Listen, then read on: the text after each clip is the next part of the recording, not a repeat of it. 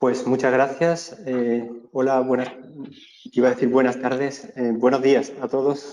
Eh, es una magnífica oportunidad la de participar, la de poder compartir reflexiones con este panel tan magnífico. Y creo que es una iniciativa muy oportuna la que ha planteado Alejandro.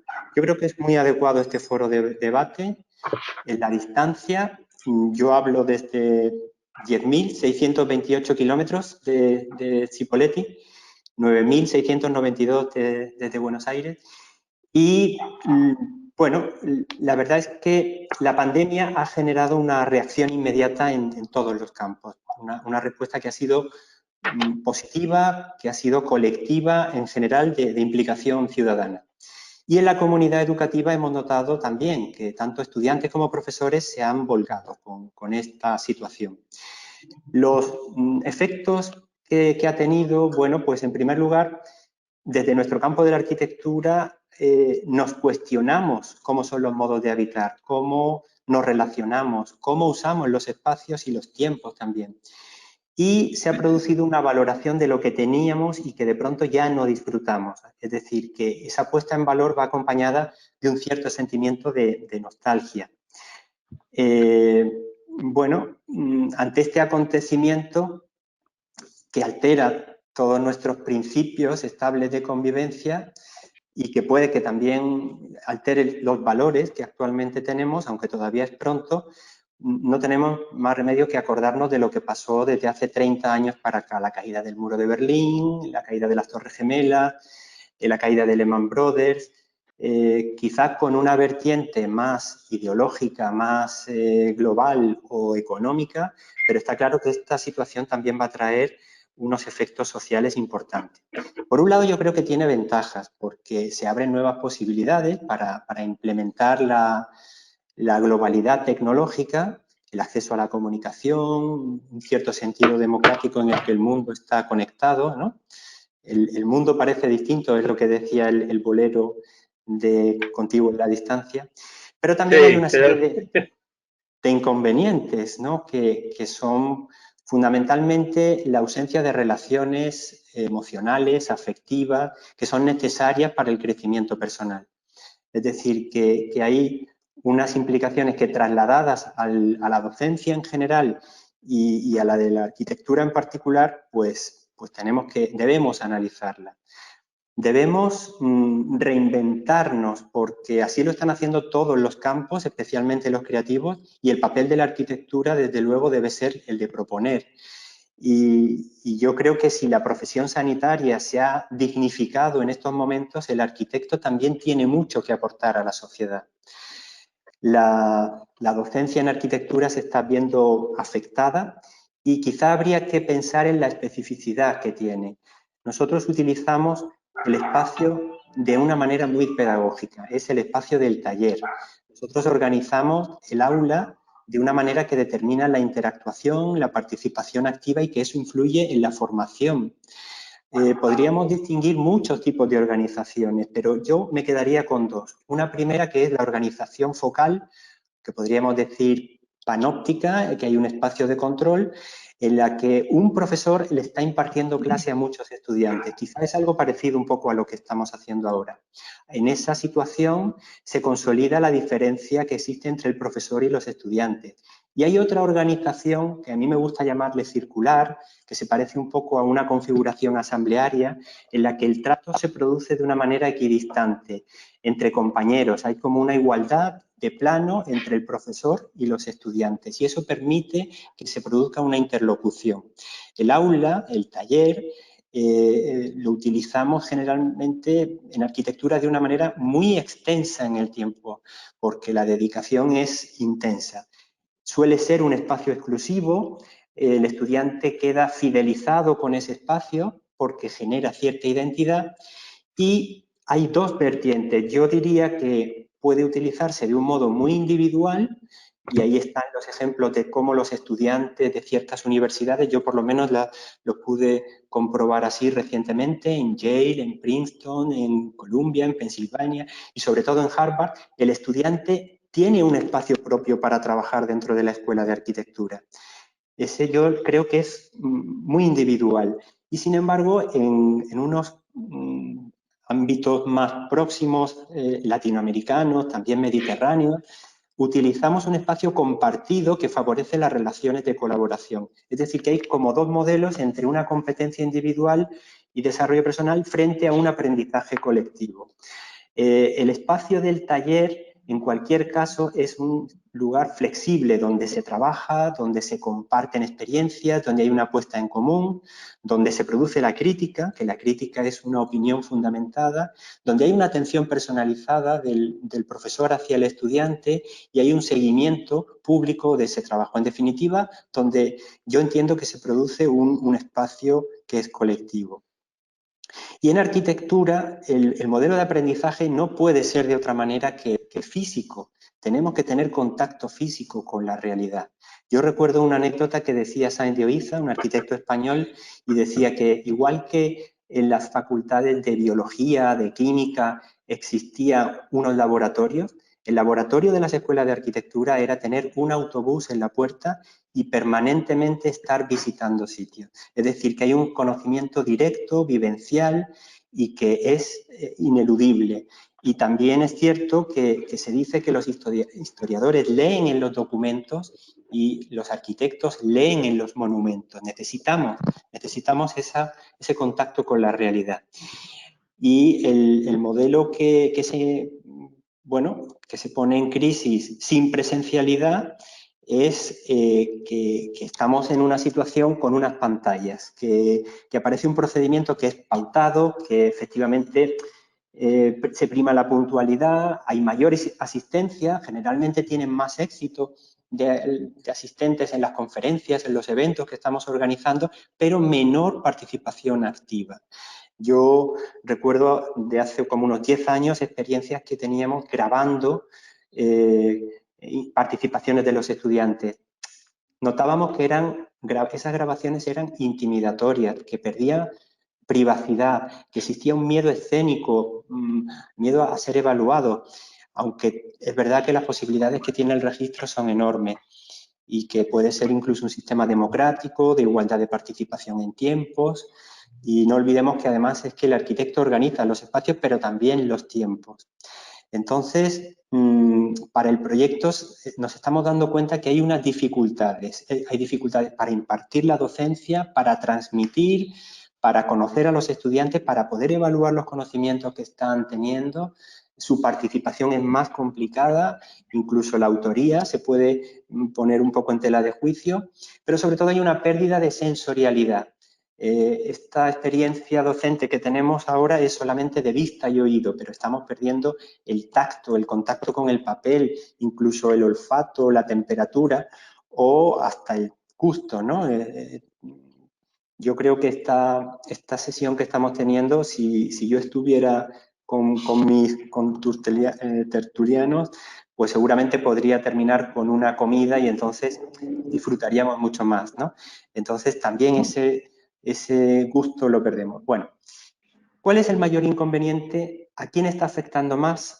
Bajo mi punto de vista, a quienes está afectando más es a los estudiantes, sobre todo a su estado anímico y emocional y hasta psicológico, porque el estudiante es sensible, el estudiante de arquitectura es vulnerable, necesita a sus compañeros, necesita el apoyo. Esto es lo que estamos detectando. En la docencia del proyecto final de carrera, los estudiantes necesitan de sus compañeros para que sus proyectos avancen. Si hacemos un análisis pormenorizado del momento que estamos viviendo, que es de gran interés, surge una preocupación pedagógica. Reflexionamos sobre cómo estábamos actuando hasta ahora, una mirada hacia el pasado, y tenemos por delante un futuro que presenta muchas incertidumbres, contingencias, situaciones cambiantes a las que no terminamos de acostumbrarnos. ¿Qué sucederá? La arquitectura es creatividad. Otros campos culturales están proponiendo. Yo creo que la arquitectura tiene que repensar los lugares de trabajo, de ocio, los modos en que se habita, el espacio público y también, ¿por qué no?, la movilidad y el cambio climático. Yo pienso que debemos hacer un debate autocrítico, no debemos despreciar las posibilidades que tiene esta nueva no presencialidad, porque permite conciliación, comodidad, evita desplazamientos, nos introduce en la globalidad, pero en lo que se refiere al proyecto es un tema delicado. Voy a concluir ya mi exposición diciendo que el proyecto, la práctica del proyecto en arquitectura realmente es un sucedáneo de la arquitectura. Es un simulacro que necesita ser complementado con unas experiencias que son directas.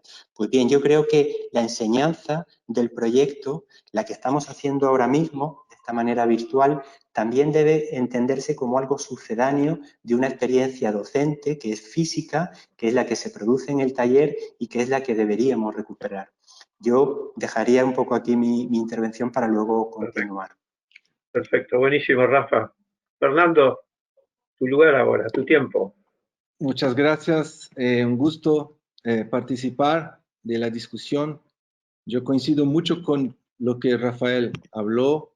Nosotros vivimos un momento muy especial en Brasil porque tenemos dos crisis, la crisis de la pandemia y también una crisis política y económica muy fuerte. Y eso hace junto todo un reto para nosotros trabajarmos en la escuela.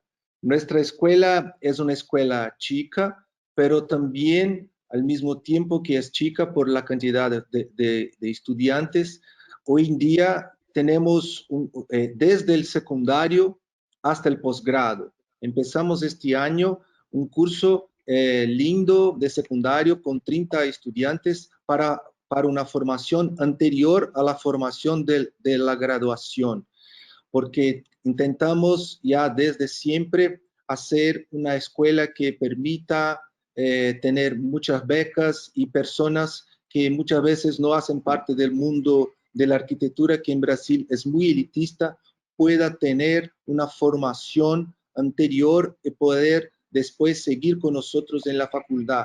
Muchas veces solamente dejamos becas para la graduación, los chicos llegan con una formación que no sea consistente y eso a veces también es un problema para los chicos conseguir seguir en el curso de graduación y a veces se deprimen. Entonces nosotros estamos haciendo una inversión muy fuerte en la formación anterior de la facultad para conseguir llegar hasta el final. Tenemos 5 cursos de posgrado y eso nos parece interesante, que la primera cuestión que nos pareció importante justo en este momento donde estamos muy deprimidos por nuestra condición política y económica, fue acercarnos de manera afectiva de los chicos, ¿no? Nos parecía que la primera situación, nosotros empezamos el curso 2 semanas después, la pandemia, todo se paró, muy rápido nosotros antes mismo del gobierno dejamos solamente las clases remotas, sin presencia, porque percibimos lo que íbamos a pasar y la primera situación fue intentar garantizar una mínima situación psicológica para los chicos, ¿no? Nos parecía más importante en este momento y claro que los más jóvenes, los de primer año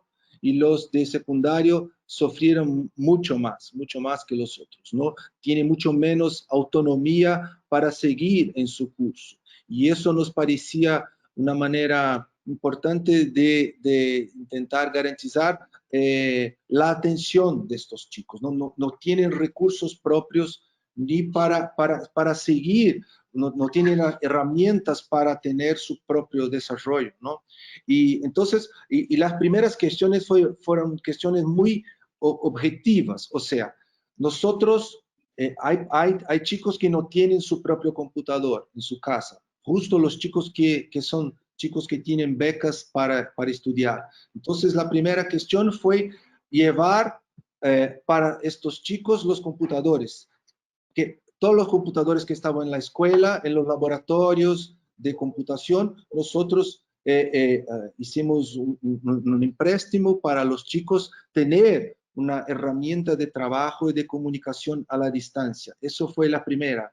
Después fue intentar garantizar una biblioteca digital para que todos tienen acceso a una bibliografía mínima de lo que estábamos trabajando en los cursos de teoría, en los cursos todos, y después, para intentar garantizar esta comunicación entre profesores y estudiantes, hicimos una reorganización total de la representación de los chicos, de los estudiantes. Elegimos muchos representantes de estudiantes que podrían hacer con nosotros la comunicación entre profesores y estudiantes. Y eso fue muy lindo, porque de verdad creo que hay cosas que pasaron en estos días que de verdad van a seguir con nosotros después, una manera de organización de los grupos que está muy más efectiva, ¿no?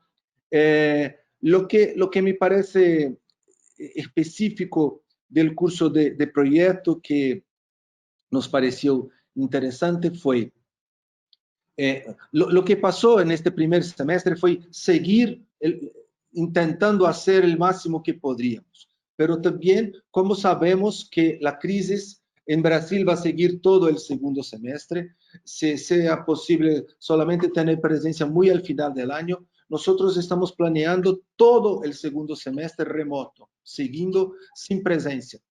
Por eso cambiamos todo nuestro curso, todo. Nosotros vamos a intentar hacer una experiencia muy radical que ya intentamos otras veces, que es, tenemos ganas de hacer eso, pero la pandemia nos permitió de alguna manera nos acercarnos todos los grupos de profesores y disciplinas y hacer un solo proyecto para toda la escuela. Nosotros vamos a manejar una situación interdisciplinaria total en el segundo semestre, donde tenemos muchos profesores y vamos a hacer grupos de proyectos donde el profesor va a tener una presencia muy derecha en el trabajo. Si no tenemos la presencia física, cada profesor va a ser un orientador de un grupo de 5 estudiantes vertical, un estudiante de primer, segundo, tercer, cuarto, quinto año, como si fuera un gran workshop todo el segundo semestre, donde el profesor va a tener una presencia mismo a la distancia muy cercana para intentar hacer un trabajo que sea incluso de psicológico, de estar cerca de los chicos, de trabajar de manera muy presencial. Y lo que vamos a hacer es intentar hacer mucho menos tiempo el estudiante adelante una pantalla, que sabemos que es muy difícil quedar más que una hora y media adelante, y hacer mucho más tiempo para el trabajo, que sea el trabajo colectivo, pero también disminuir la cantidad de horas de clases adelante en la pantalla, pero todos los profesores de teoría, de historia, de tecnología, los profesores de dibujo, todos van a hacer orientaciones por estos grupos sobre la coordinación de los profesores de proyecto, que van a tener la responsabilidad de percibir lo que es tema y contenido para cada generación, pero haciendo un único proyecto del grupo, y todo el conjunto de la escuela un único tema, que es un tema muy general, de intentar imaginar una situación que sea la posibilidad, el tema general, que es la posibilidad de respirar, el tema de la arquitectura como una posibilidad de respirar. Y así construimos un discurso nuevo que puede no funcionar, pero nuestra escuela va a intentar una situación muy especial de hacer un trabajo que sea muy especulativo y que el proyecto sea una manera de investigación. El proyecto va a ser el centro de una investigación que va a servir para todas las disciplinas y todos los discursos sobre un tema general y muy impactante de la vida, que es respirar en el sentido de la salud y respirar en el sentido político, porque vivimos un momento muy complejo de resistencia política y nos parecía que sería lindo intentar hacer una reflexión por el tema del proyecto, de lo que estamos pasando. Yo puedo parar aquí y después seguimos en la conversación. Perfecto. Buenísimo. Gracias, Fernando. Sigue José.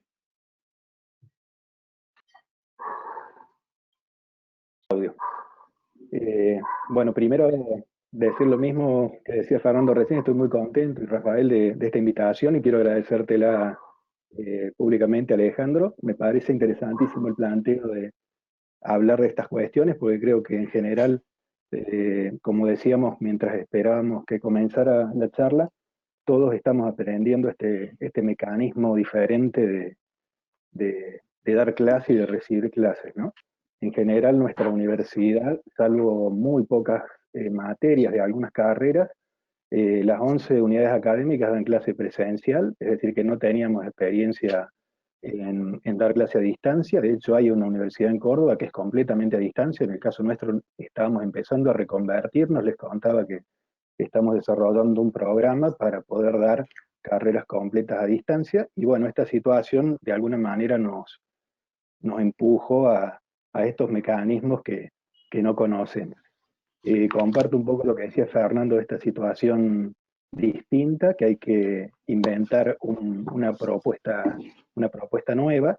Yo creo que lo que estamos haciendo nosotros por lo menos es presencialidad con mecanismos de enseñanza a distancia.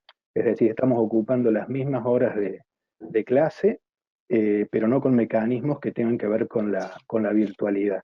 Nuestra idea es avanzar sobre el segundo semestre, esto que contaba Fernando. En el caso nuestro, la idea sería empezar a desarrollar los contenidos que tengan que ver con la distancia y sobre todo el acceso a los contenidos, porque nosotros damos teóricos de manera presencial, cuando en realidad lo que pasa en la distancia es que el chico tiene el acceso a los mecanismos de estudio, a los teóricos, las charlas, las películas, etcétera, en el momento que él quiere y lo escucha cuantas veces quiere.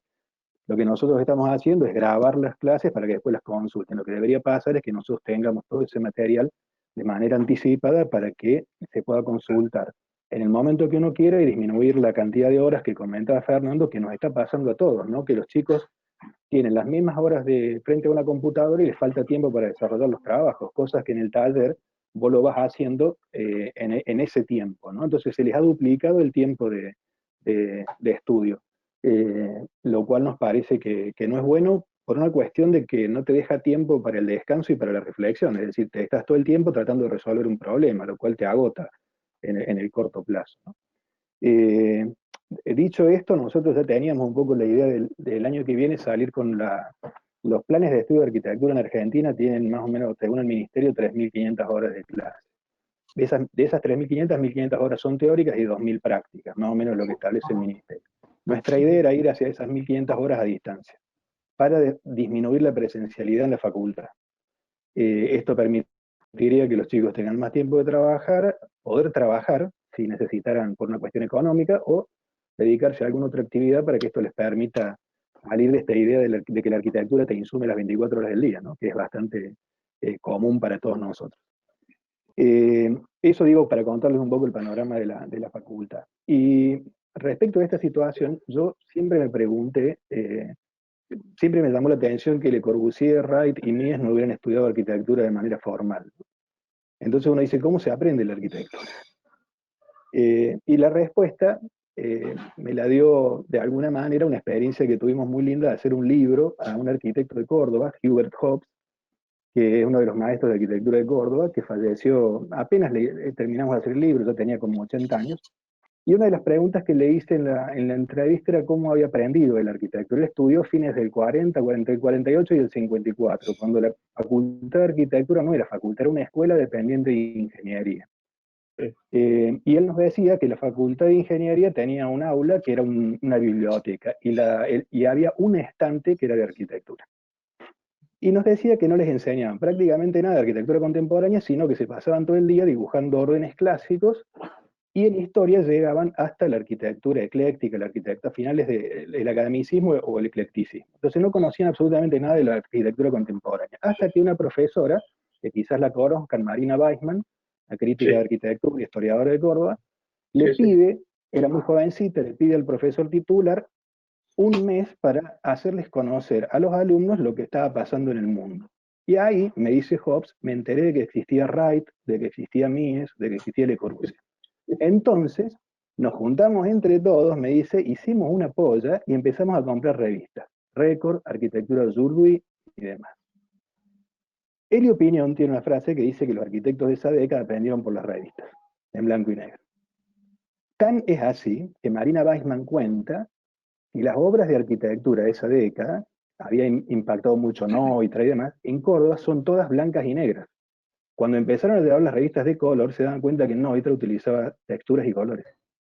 Es muy impresionante, porque los tipos se formaron con las revistas. Entonces, tuvieron una formación muy dura, muy clásica, del método heredero de Durán, donde componían, de hecho se llamaba composición, no existía la palabra, la materia arquitectura, proyecto, diseño, era composición. Y por otro lado, tenían una formación autodidacta, que él me dice, no es lo ideal, que es lo que nos está pasando ahora. Esto que yo cuento, que podría ser un poco un mecanismo para suplir los modos de enseñar presenciales, él dice no es lo ideal, porque si hubiéramos tenido quizás una guía mucho mejor, hubiéramos salido incluso mejores, lo cual él es un arquitecto brillante, o sea que hubiera sido todavía mejor que eso, ¿no?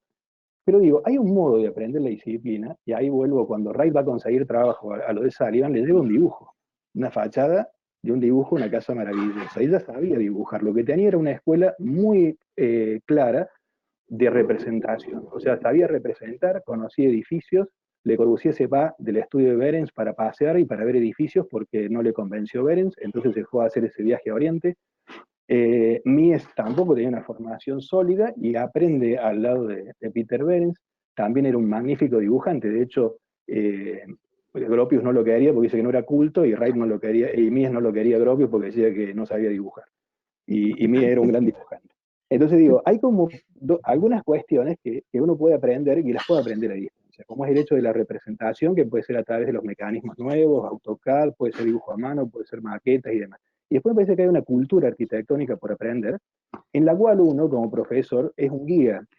Digo, Wright tiene esa famosa frase que parece un chiste, ¿no? Que dice, la arquitectura no se enseña, se aprende. Y no es una frase ingeniosa. En realidad lo que el tipo dice es que es imposible enseñar arquitectura por esto que tiene la arquitectura de arte. Esta cosa que decías vos, Alejandro, esta mezcla de técnica y arte, ¿no? Es decir, uno puede aprender la técnica, pero después hay que hacer un camino sostenido en la práctica, en el ejercicio, que hace que algo que es artesanal se transforme en un hecho artístico. Y ese es el camino del arquitecto, pero eso lleva tiempo. Entonces digo, me parece que uno puede dar a distancia ciertas guías, proponer ciertos modos de trabajo, pero sobre todo fomentar el hecho de la cultura arquitectónica. Nosotros adherimos a esta idea de Piñón, que creo que ustedes también nos lo han contado, o sea que hace poco hemos charlado sobre el plan de estudios y demás, de esta idea de que uno, redibujando una obra, estudiando una obra, aprende esa obra, ¿no? Aprende esa obra y eso puede trasladarlo después al proyecto. Y yo creo que este tipo de ejercicios en esta etapa son muy sólidos para aprender. Sobre todo en los primeros años, que hablábamos recién que es mucho más fácil, me parece, en los últimos años por ahí enseñar, y en los primeros años, ¿qué mecanismo utilizo yo para introducir a un alumno que no tiene mucha idea de cómo es el proceso arquitectónico? Yo siempre digo que en el secundario vos podés aprender algo de matemática, algo de biología, es decir, que si vas a ser médico o vas a ser ingeniero, viste algo. Ahora nadie te enseñó nunca a diseñar algo desde la nada, nunca tuviste ese ejercicio en el secundario. Es decir, es muy difícil ingresar en la lógica del proyecto arquitectónico, ¿no? Y hacerlo a distancia me parece que es mucho más complejo. Entonces me parece que estos mecanismos que aplicaron los maestros, o que aplicó Hubert, esta idea de aprender de obras preexistentes, aprender a través de las publicaciones y demás, si bien puede no reemplazar el hecho del conocimiento colectivo que se genera en el taller, me parece que son mecanismos de aprendizaje que son válidos hasta tanto uno pueda recuperar las horas de presencialidad. Bueno, por ahí podríamos plantear esto como primera entrada a la cuestión, si les parece, y después... Buenísimo, buenísimo, José, buenísimo. Mariano, tu lugar. Bueno, gracias. Bueno, primero, por supuesto, un gran agradecimiento por la invitación a poder participar de este foro y poder contar una experiencia. Lo voy a tratar de hacer a partir de contar mi propia experiencia, compartiendo prácticamente todo lo que se ha dicho hasta acá, que me parece que lo que está empezando a entenderse es como una especie de sensación o espíritu frente al problema de cada uno de los participantes de esta charla y de cada uno de los que nos estamos encontrando con el problema ver qué está sucediendo y cómo nos movemos frente a esta cosa que está sucediendo.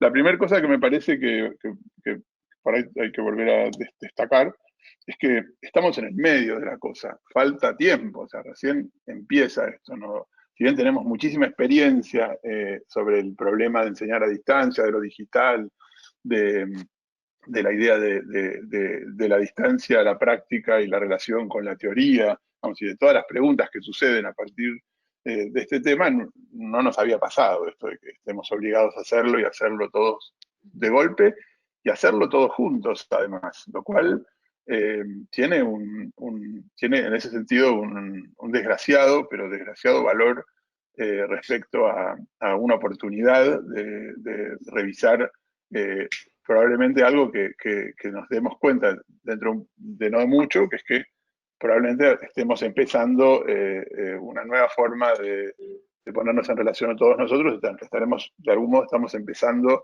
el nuevo siglo quizás ahora, ¿no? Y no hace 20 años como cuando descorchábamos champán y pensábamos que el cambio de milenio sucedía el día del cambio del milenio, y no en algún tiempo donde eso realmente repercuta. Con lo cual, me parece que habría que pasar, por lo menos en esta conversación, sobre la idea de pérdida, y está clarísimo todo lo que estamos perdiendo, y comparto totalmente lo que dice Rafael respecto, como centrándose en el problema del alumno y su relación con el lugar, y etcétera, etcétera.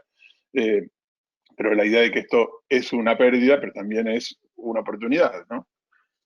Una oportunidad, yo digo, de poner de volverse a hacer algunas preguntas que parecía que son bastante claves.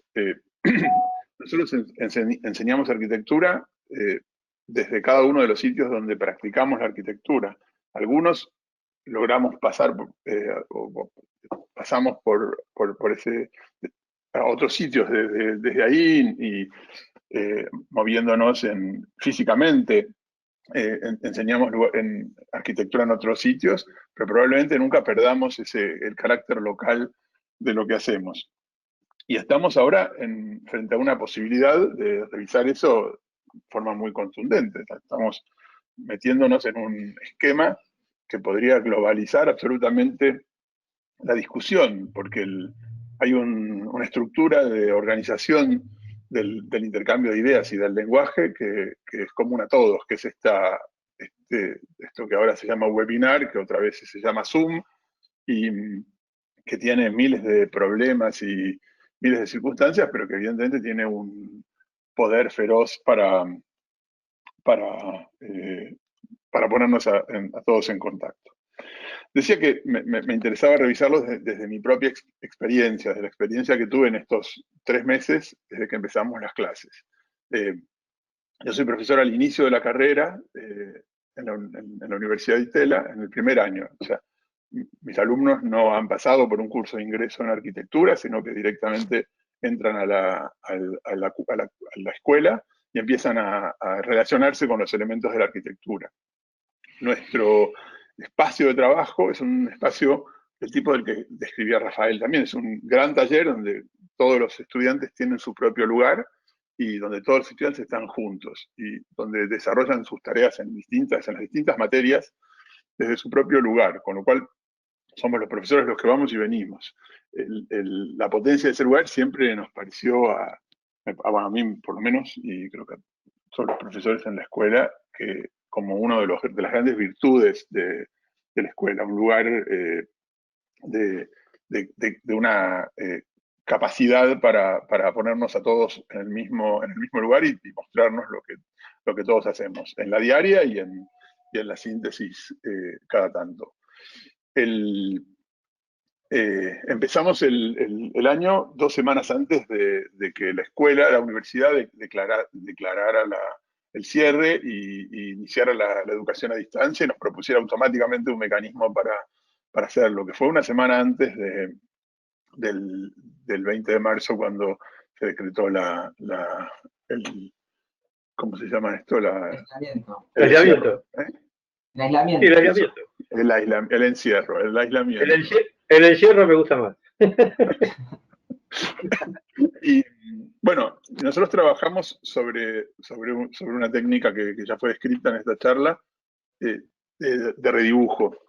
Trabajamos sobre 3 instancias de redibujo, donde redibujamos un primer proyecto para aprender a redibujar y para entender las claves centrales de un proyecto a través de su dibujo, partiendo de una planta que no tiene escala, que tiene directamente que tiene solamente algunos mecanismos gráficos que permiten determinar cuál es la medida de alguna de las cosas y a través de la medida de algunas de las cosas trasladarla a la totalidad de las cosas. Redibujamos una casa específica del proyecto de Mies, de las casas patio, la casa con 3 patios, quizás la más famosa, la más publicada, o la más, bueno, que de todos modos no documentada, porque en realidad hay sobre esa casa 2 dibujos. Y todo lo que uno puede aprender de las otras casas de alrededor. Ese trabajo lo llegamos a hacer en el taller, con hojas de un tamaño siempre igual, con una escala siempre exacta, siempre idéntica, y con elementos de dibujo tradicionales.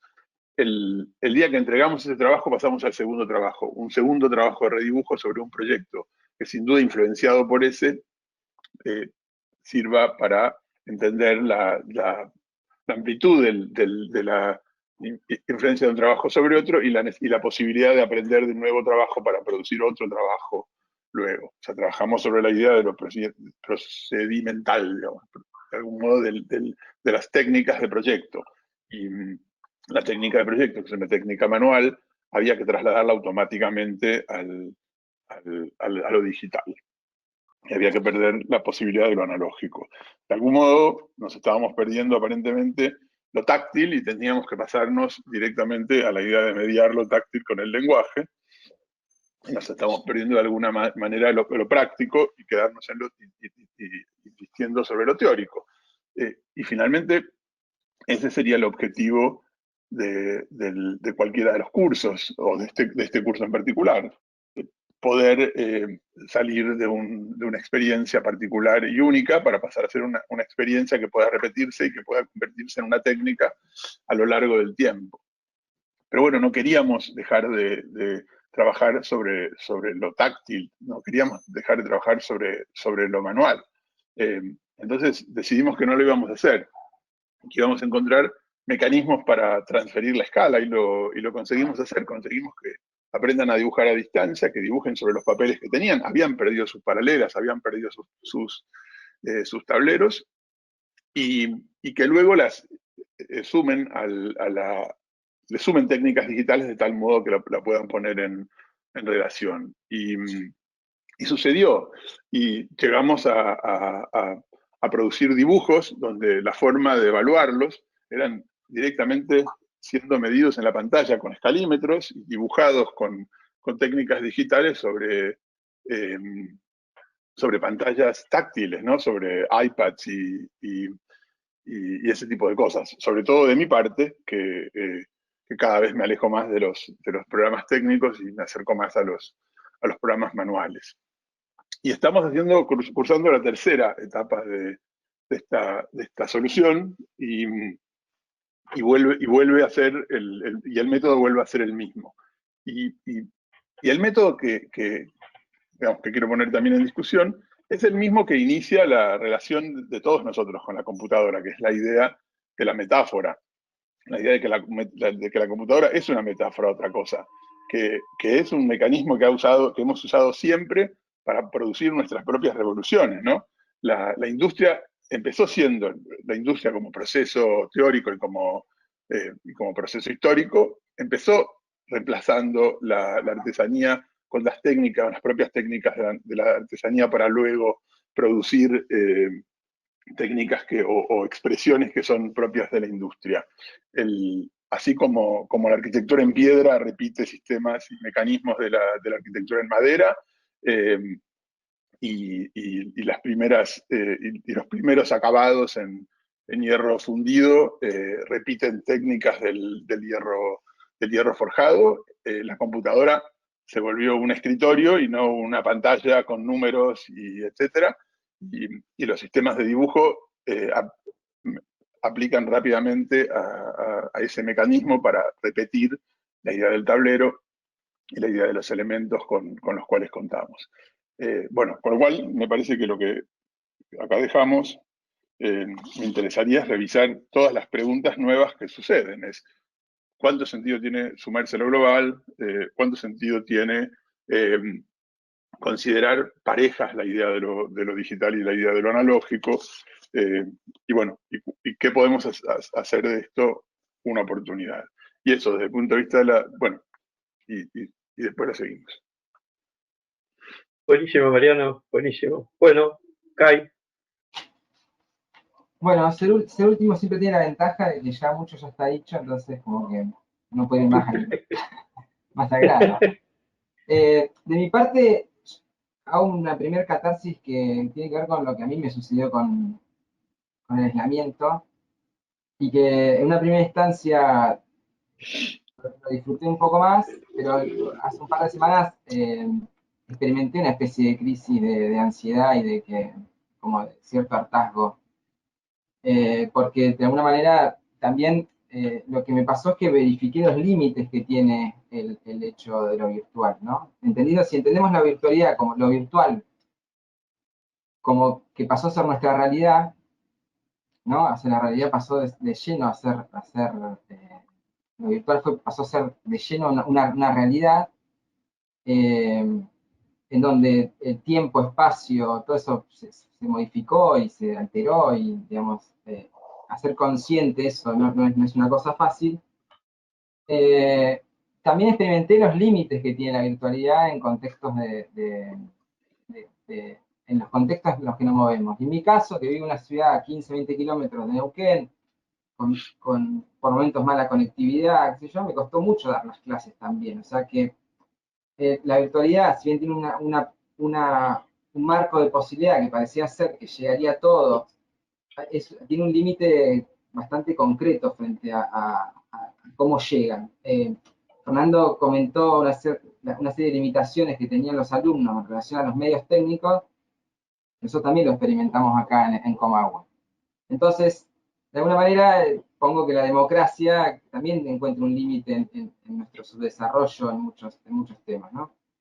En ese sentido, nuestra facultad también pasó de 0 a 100. O sea, nosotros teníamos 0 hora virtual, o tendríamos un porcentaje muy bajo, un 2%. Había un plan de llegar al 30% a fin de año, pero también la realidad es que el arquitecto y la facultad de arquitectura éramos bastante reacios en la virtualidad.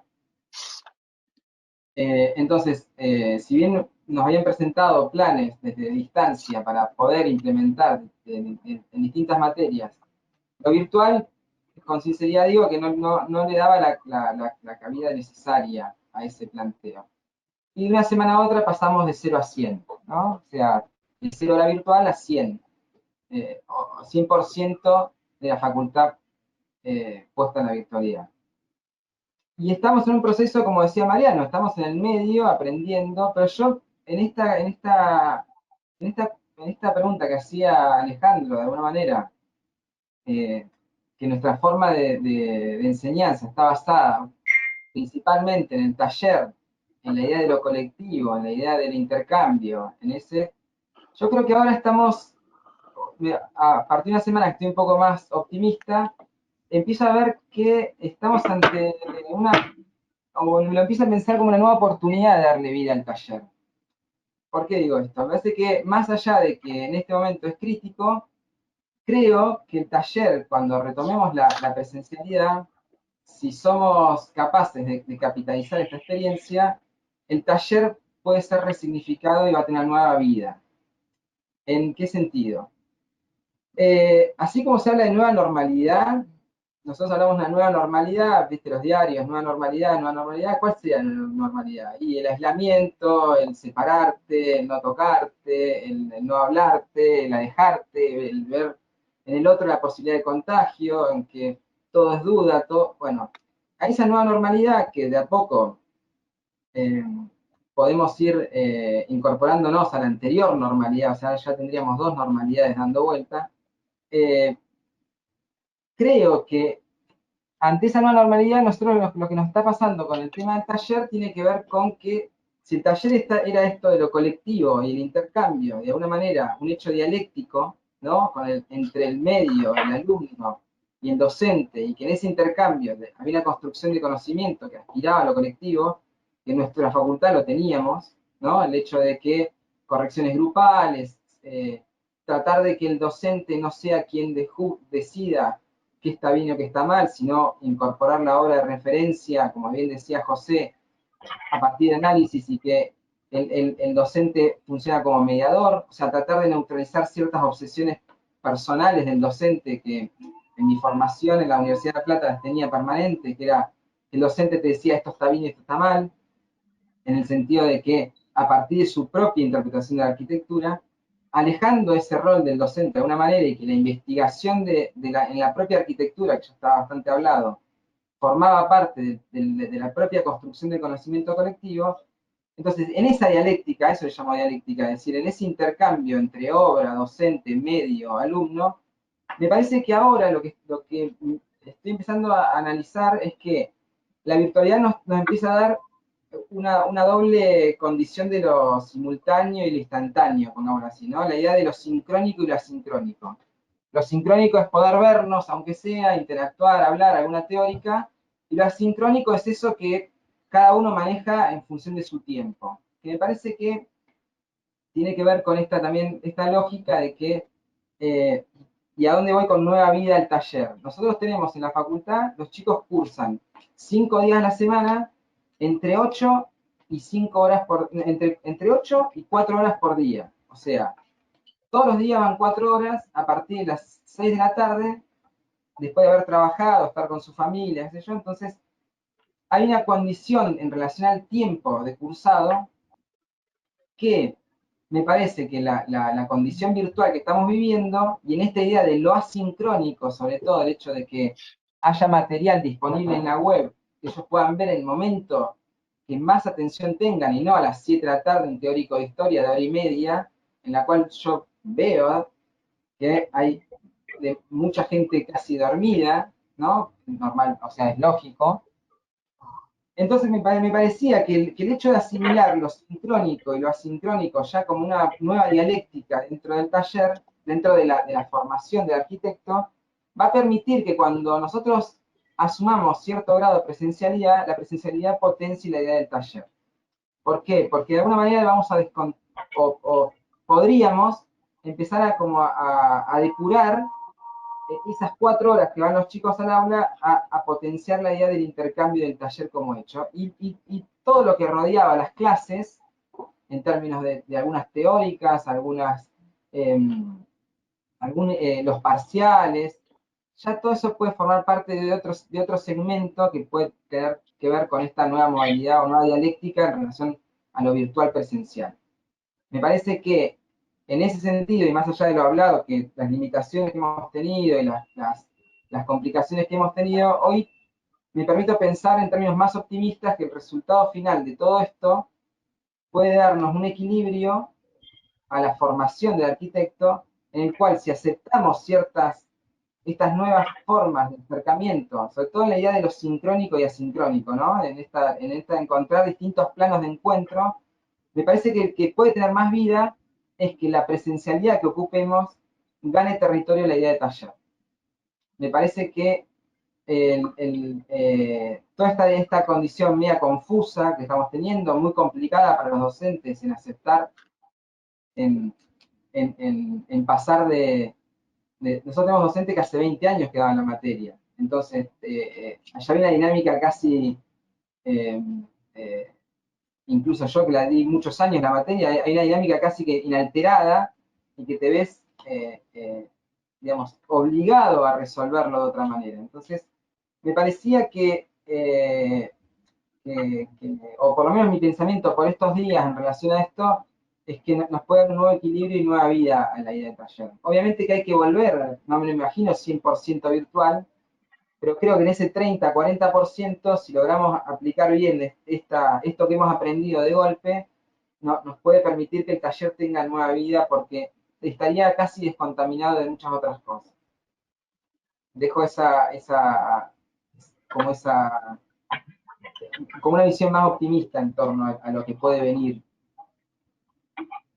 Bien, gracias, Kai. Creo que Eduardo, ¿estás por ahí, Eduardo Leston? Sí, sí, ¿me escuchás? Sí, estoy por acá. No sé solo si te escucho, sino habilito. Trata de conectarte con la cámara, así se te ve. Yo me corrí para darte el lugar a vos. Bueno, no sé dónde está la cámara. A ver, Arriba, acá. arriba a la derecha tenés un cuadrito donde tenés, además, ahí estás. Bueno, Eduardo, todo tuyo.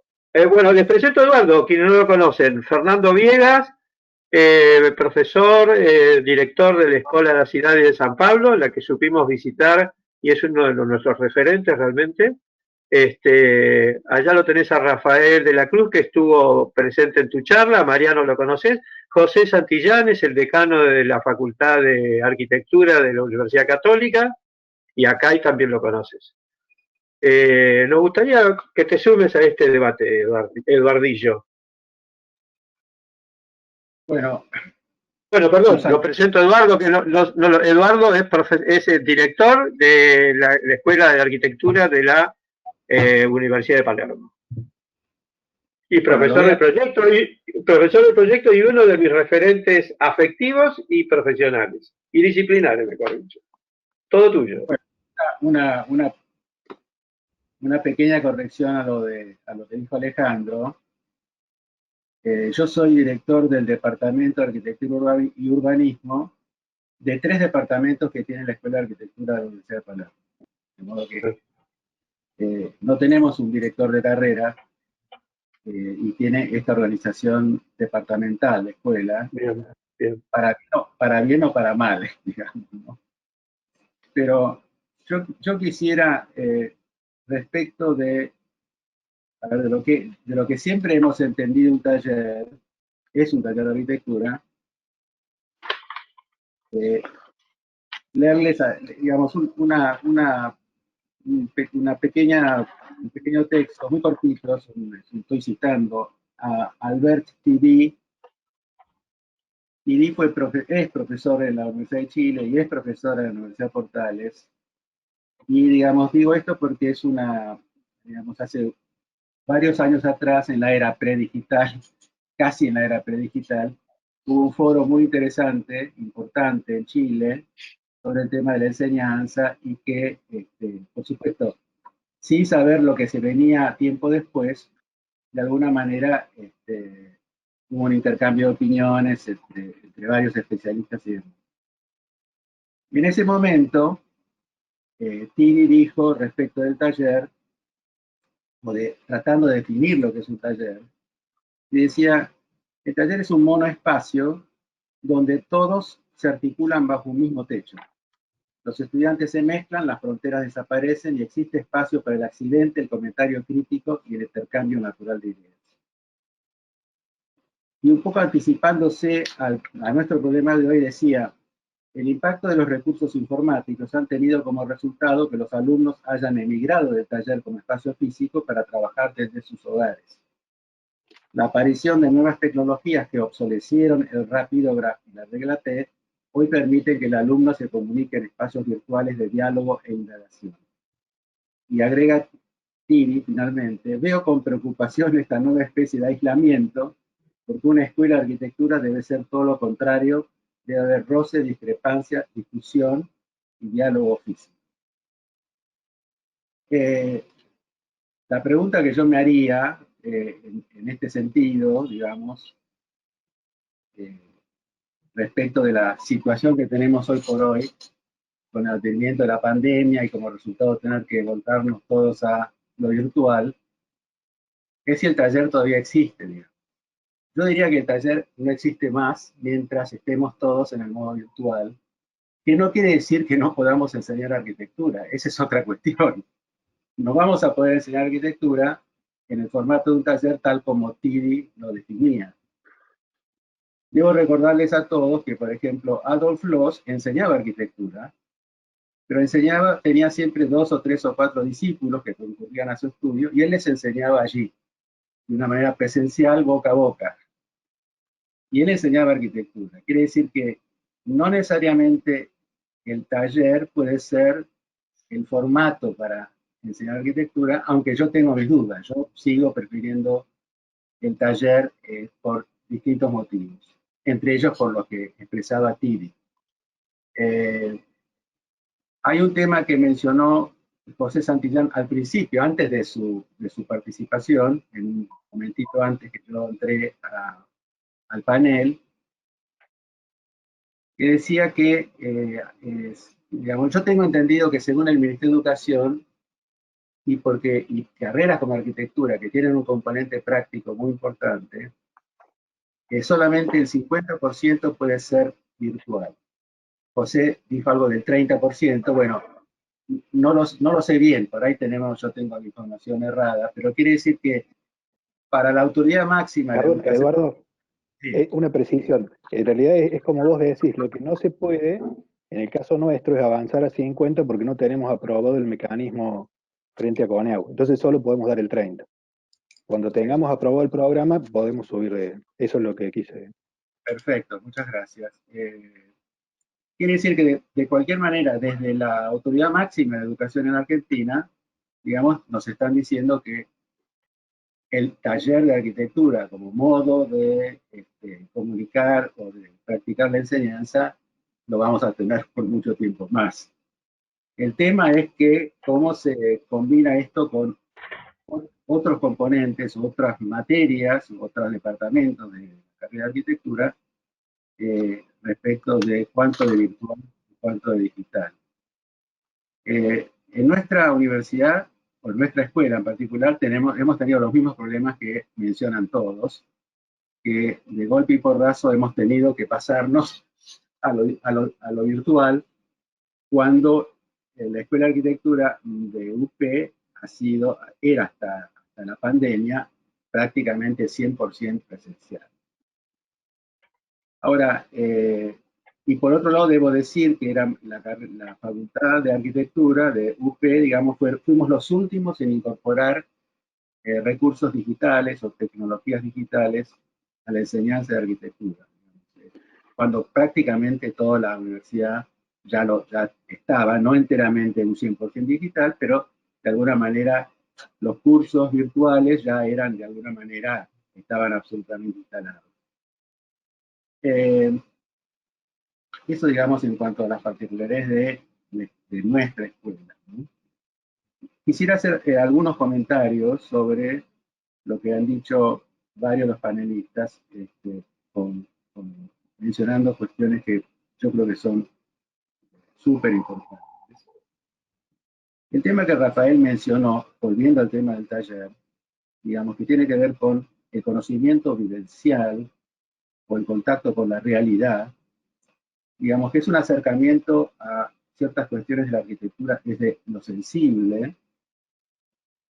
Debo decir que, o recordar, porque creo haberlo mencionado en algún momento, en otra oportunidad, que por ejemplo, para la Escuela de Bellas Artes de París, el tour anual era el tour anual que cada estudiante debía hacer, que duraba un año prácticamente, tras lo cual él debía hacer un voluminoso informe sobre todo lo experimentado, era absolutamente obligatorio. Y esto tiene que ver con lo vivencial, con poder tener la experiencia de ver obras históricas, significativas, del pasado o contemporáneas.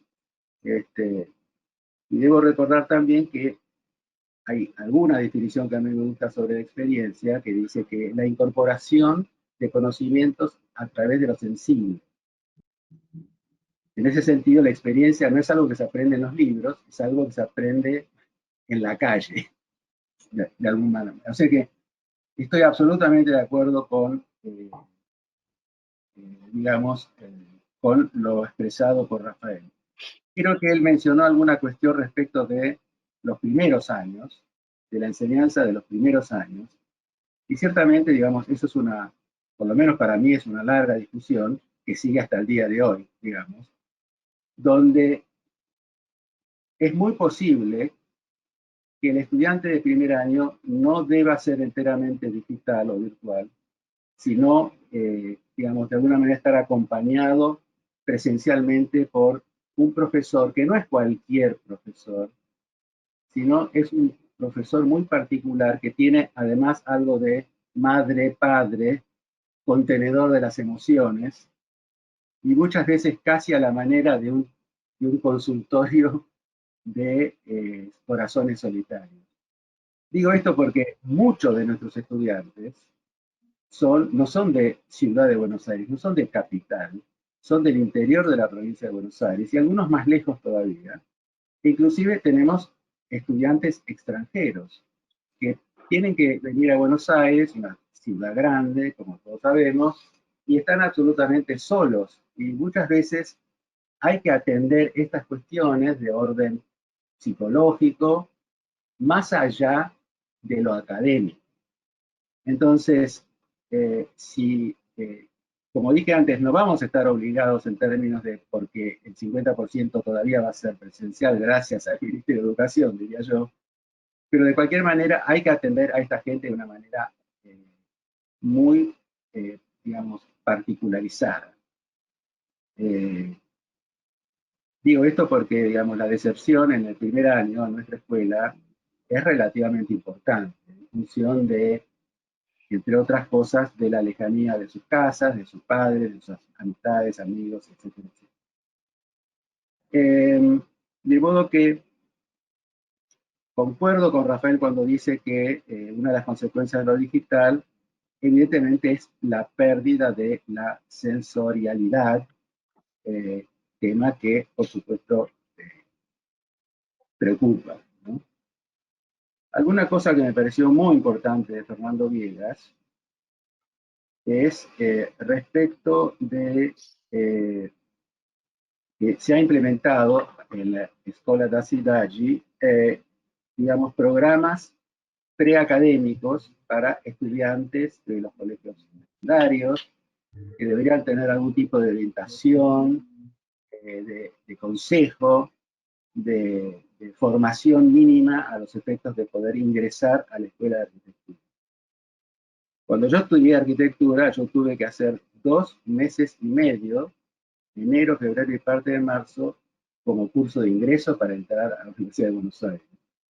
Claro está que, digamos, nadie va a discutir, digamos, la manera como uno entraba, que era una manera muy distinta al ingresar a la Universidad de Buenos Aires, o cualquier otra, digamos, para el caso, sin haber pasado por la instancia de algo inicial, ¿no? Quiero recordar también que los americanos, los norteamericanos, los estadounidenses, que no son tontos en muchas cosas, ellos han inventado un programa que prácticamente lo usan muchas, no sé si todas, pero muchas universidades, que se llama en inglés Career Discovery, ¿no? Que es descubriendo la carrera. Entonces, a este programa, que me tocó a mí enseñar hace muchos años en un momento, en este programa concurren estudiantes secundarios que están terminando la escuela secundaria, muchos locales, es decir, autóctonos, y muchísimos extranjeros. Y este programa dura lo que dura el verano, digamos, estamos hablando de mediados de mayo hasta mediados de septiembre, mayo, julio, sí, digamos, pero concentrado en julio-agosto, ¿no? Entonces los estudiantes duermen en el campus, usan las instalaciones de la universidad, y al mismo tiempo se van enterando de lo que es esto de la arquitectura antes de ingresar oficialmente a la universidad. De modo que estoy asociando esto un poco con lo que dice Rafael, pero alguna conexión tiene. La otra cosa que me parece muy importante respecto de lo que, volviendo siempre con Fernando, es esta experiencia que van a hacer sobre el taller que yo llamaría vertical, digamos, el taller unificado de proyectos, con un solo proyecto y juntando de alguna manera varios años, independientemente de la formación que hasta ahí tenga cada uno. Y esto está asociado o tiene relación con lo que, por lo menos en nuestra Universidad de Buenos Aires, nuestra Escuela de Arquitectura, se han llamado los talleres verticales, donde uno podía cursar del primero al quinto año, se podía hacer toda la carrera bajo un mismo titular, digamos, y donde se daban, por supuesto, todas las condiciones que mencionaba antes sobre lo que debería ser una sana y productiva dinámica de taller. En nuestro caso, en la Universidad de Palermo, yo ingresé, digamos, a desarrollar actividades académicas en la universidad. No estaba conformada, organizada según talleres verticales, sino que eran talleres horizontales año a año. Con lo cual, yo que siempre defendí esta idea del taller vertical, digamos, en el caso de Palermo fue imposible, porque cómo encuadrar o cómo poner en línea a profesores de distinta procedencia. Digo esto porque la calidad del profesor para desarrollar esta experiencia de taller vertical y su consubstanciación con sus pares y su coordinación, no solamente su coordinación académica y diría hasta ideológica con sus pares, es crucial para el éxito de esa experiencia. Volviendo al tema de la École de París, digamos, había un secreto, no era ningún secreto, era algo sabido a voces, que el éxito de esa institución fue siempre la brillante camada de profesores que siempre tuvimos. Entonces, una cosa va con la otra, ¿no? Bueno, respecto de, bueno, José Santillán hizo algunas preguntas también que son inquietantes e importantes, que son cómo se aprende arquitectura, y además que es un largo tema, es una cosa para varias horas o varias horas de intercambio de opinión, y mencionó, digamos, cómo digamos, que antiguamente existía el término composición para enseñar arquitectura, era composición arquitectónica. Cuando yo entré a la facultad era composición arquitectónica, y después con el tiempo pasó a llamarse diseño arquitectónico. Y hay razones por las cuales el nombre cambia, muchas veces no nos acordamos, y que el término composición, yo creo que quizás en una equivocada comprensión del término, obviamente estaba relacionado con lo que se llama composición en la tradición académica de las escuelas de Bellas Artes, ¿no? Empezando por la Escuela de Bellas Artes de París. Entonces, se dejó de lado composición y se aplicó la palabra diseño. Pero sería como decir, en las artes contemporáneas más radicales y de mayor vanguardismo, digamos, todavía existe este término de la composición, pero no necesariamente asociada, digamos, al pasado. Bueno, mencionó varias cuestiones también alrededor del problema de cómo se debe enseñar arquitectura, si es posible o no es posible. Bueno, quiero recordarles que, digamos, para John Haydock, por ejemplo, lo ha dicho varias veces, que enseñar arquitectura, que la arquitectura se enseña por ósmosis, ¿no? Que siempre me pareció, pero que tiene que ver, está asociado a la idea de taller, de profesor al lado del estudiante, ¿no? Bueno, después alguna cuestión sobre, que también lo mencionó José, y lo han mencionado varios, digamos, cómo se aprende en los primeros años todo este método de aprender dibujo y aprender arquitectura en forma simultánea, redibujando obras de arquitectura de interés o de significación.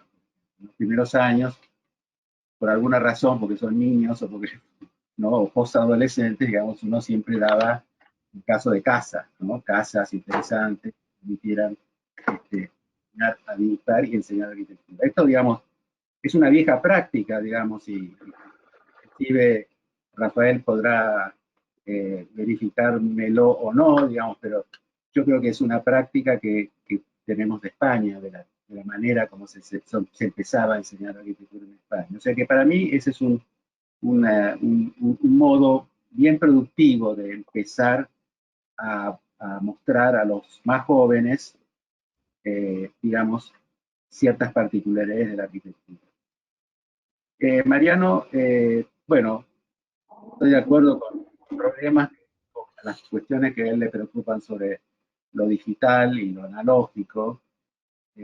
Quiero al respecto decir algo que yo creo que también alguna vez me parece en alguna oportunidad mencioné, que en el caso de nuestra escuela de Palermo, nosotros el primer año, digamos, los 3 primeros semestres es siempre dibujo manual.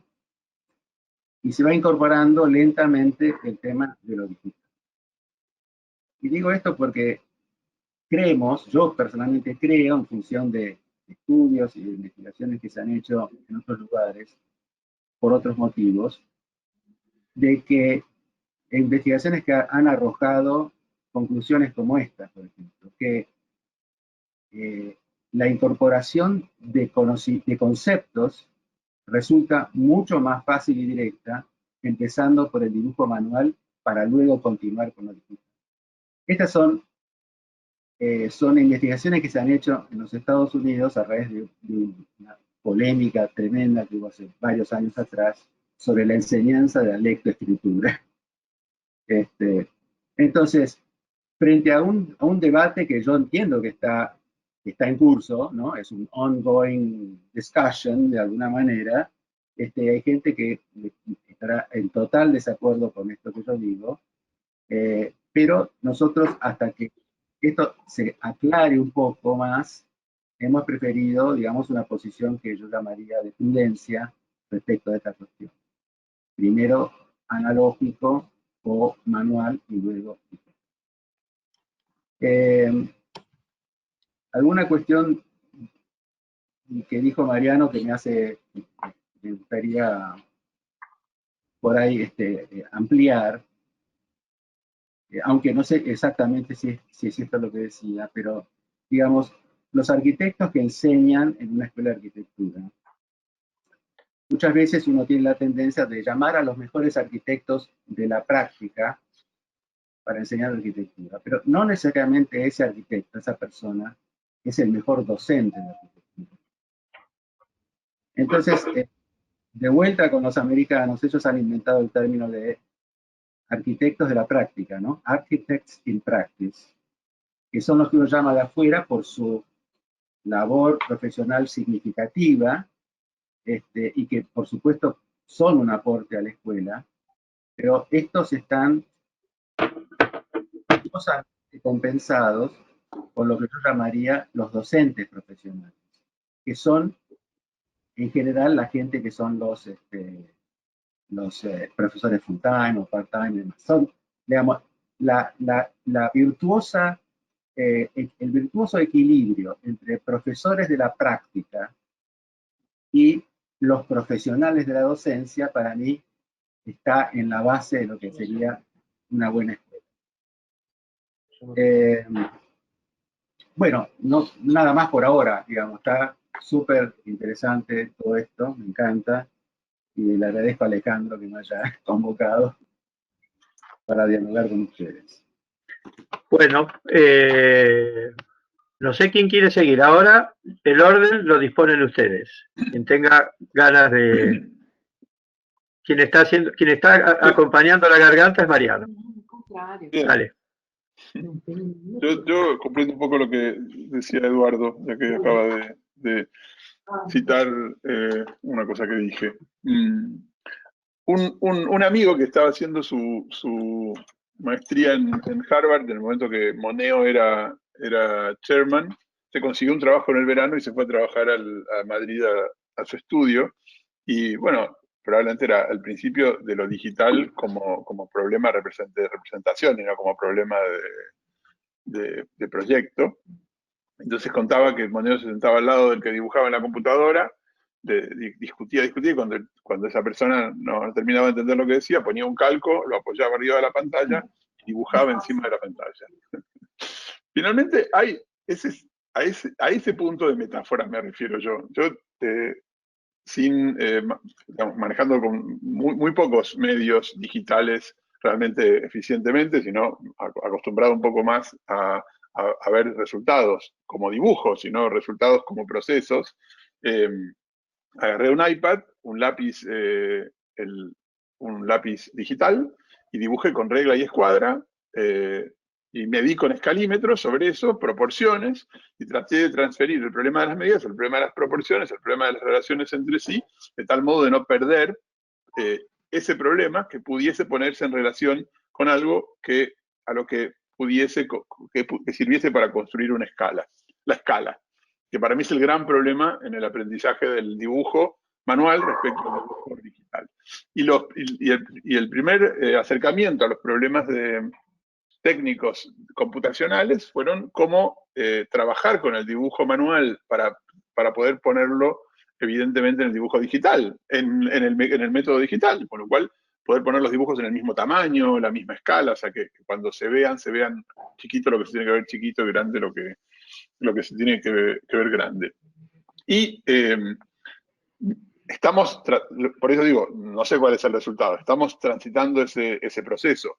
Cuando llegamos a nuestro problema principal, que era que en nuestro segundo trabajo, después de dibujar una casa, entre 8 casas de los años 50, hacemos una maqueta, ya con la maqueta no podía recurrir a cartoncitos que aparecieran en las casas de la gente, cortados con cuchillos de cocina en lugar de trinchetas y etcétera.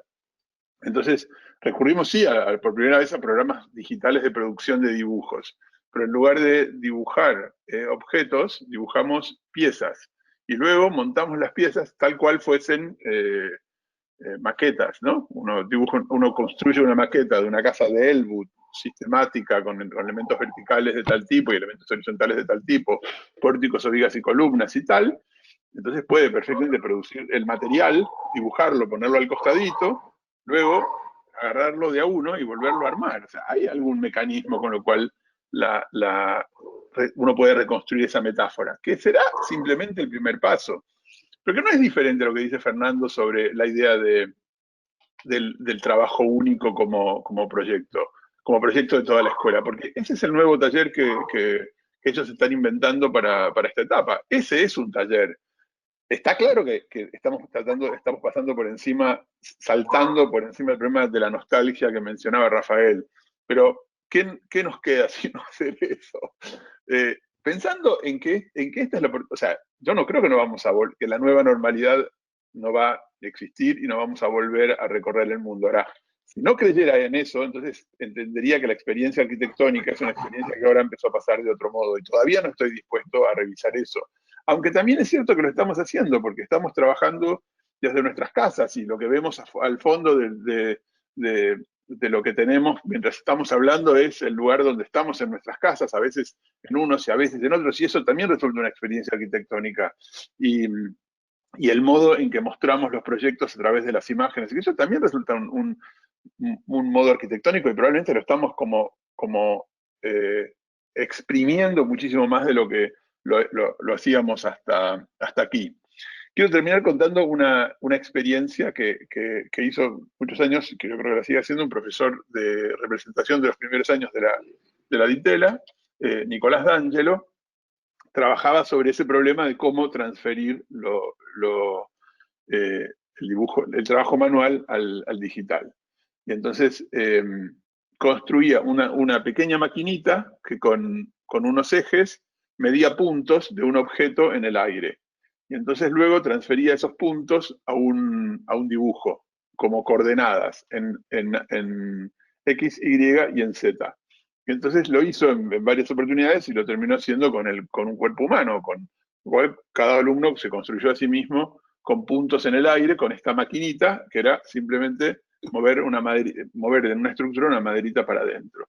En el fondo es un sistema de vectores que es la base de los programas de dibujo de arquitectura.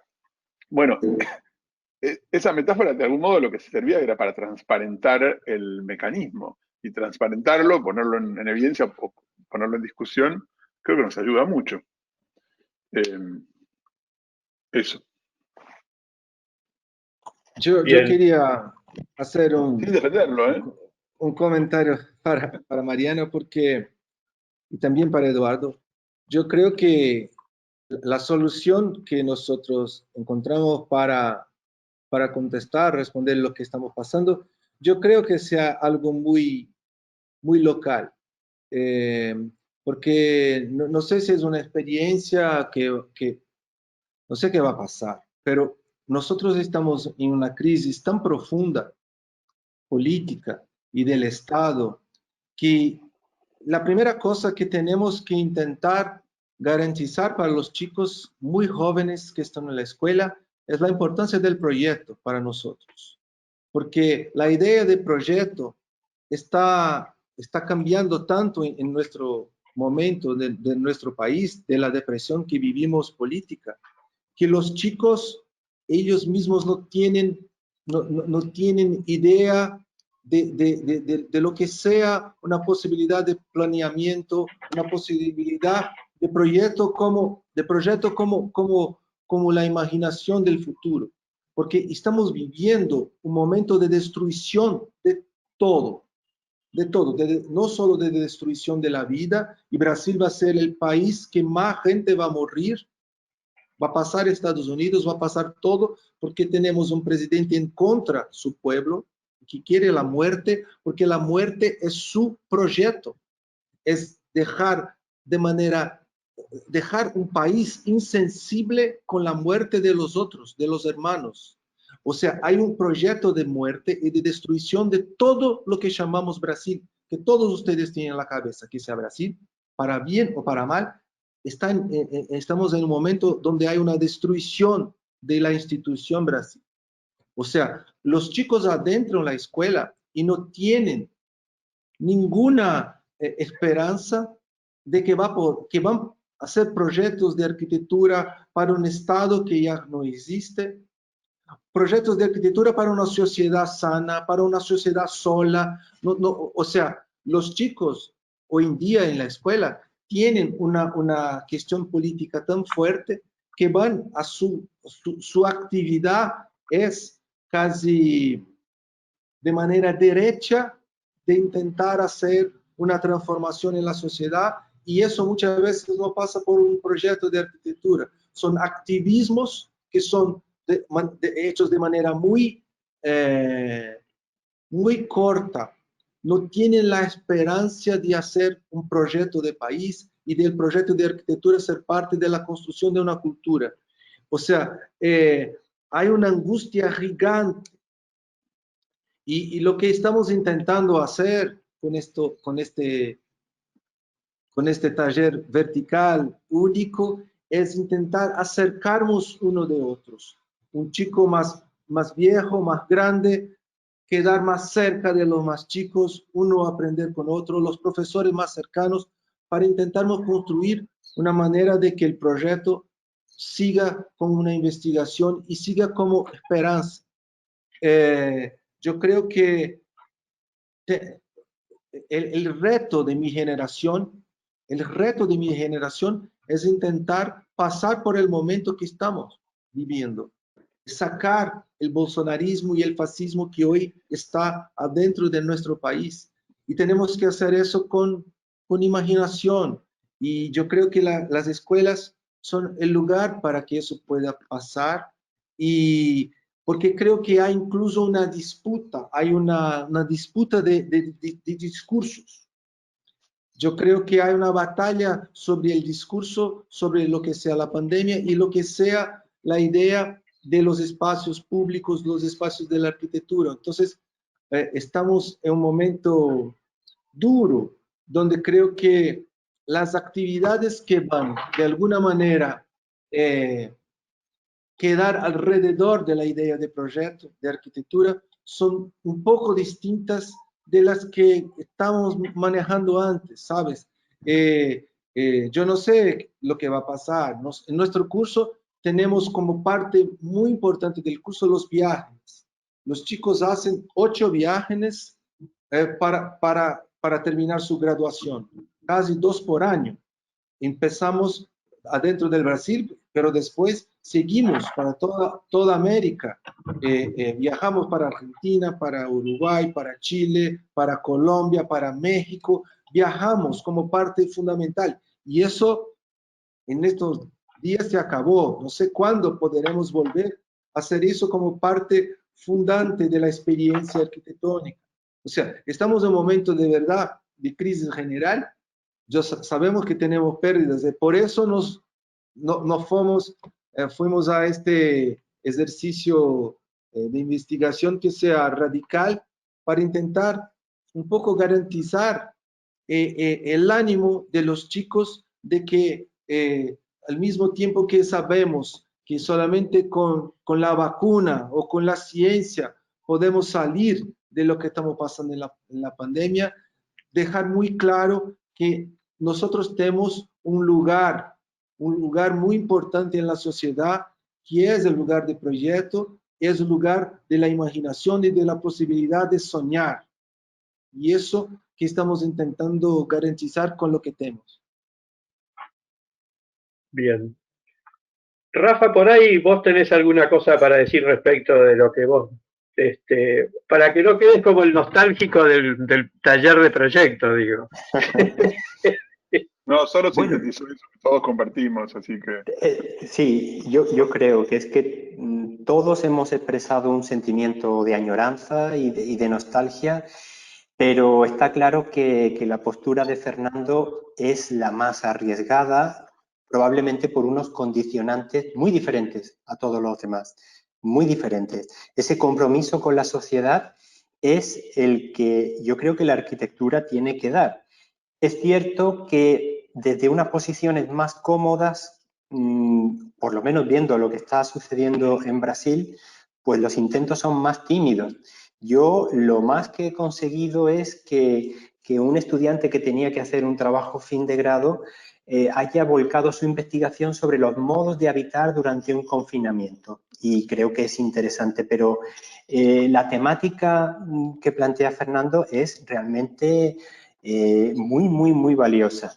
Yo creo que hoy en día es muy necesaria para la formación del arquitecto. Y me estaba acordando de un debate en términos parecidos a los que estamos teniendo aquí, que sucedió, no sé, yo diría que hace 15 años, me parece, en el que estaba Rogelio Salmona, estaba un viejo amigo de Alejandro y también mío, que es Jorge Moscato, y recuerdo que Jorge Moscato defendía que un arquitecto que había que formarlo para que pudiera tener una capacidad de visión, de visionario, de prever un poco el futuro, que se adelantara al futuro. Y yo defendía, y ahí también coincidía con Rogelio Salmona, en que tenemos que formar un arquitecto que dé respuesta ante las contingencias, es decir, ante las situaciones imponderables que pueden ocurrir como esta. Y esta oportunidad es magnífica para formar arquitectos, como se ha dicho aquí, probablemente del siglo XXI que empieza ahora. Esto realmente sí que puede ser una nueva era y es la manera de volver a ese vínculo que tiene el arquitecto con la sociedad. La arquitectura es una labor de servicio a la sociedad y tenemos que reconducir esta situación. Dejo esto aquí. José quería decir algo. Bueno. Dale, José. Lo primero, digo, Fernando, cuando describís la situación, lo primero que se me vino a la cabeza es la hiperinflación de Alfonsín. Yo estaba estudiando, me estaba por recibir cuando teníamos la hiperinflación y pensábamos que no había futuro. Es decir, trabajábamos en un estudio que era de los pocos que tenían trabajo y nos mirábamos con un compañero y decíamos, vamos a hacer toda la vida una escuadra. O sea, no vamos a poder hacer nada.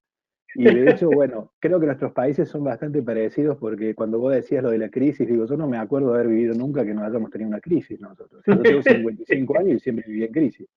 Eso tiene esa doble condición que todos decimos. Por un lado es terrible y por otro lado te hace un sobreviviente, ¿no? Entonces uno siempre trata de encontrarle una vuelta a esta situación.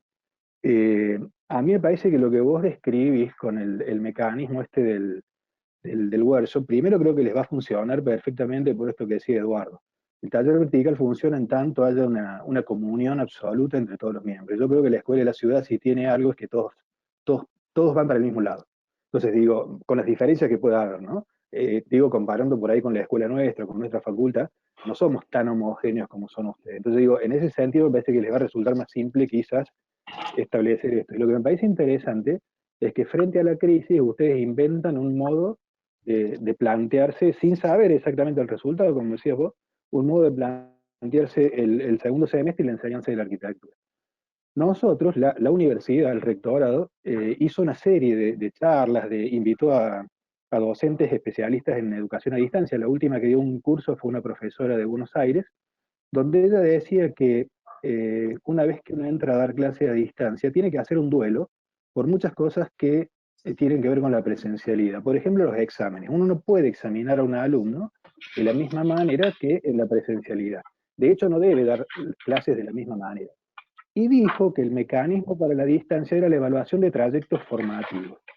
Cosa que para nosotros es absolutamente común, porque en el taller lo que se evalúa es el es el trayecto formativo, ¿no? Uno rara vez evalúa solamente el edificio final o el proyecto final, siempre tiene en cuenta el proceso que fue desarrollando el alumno.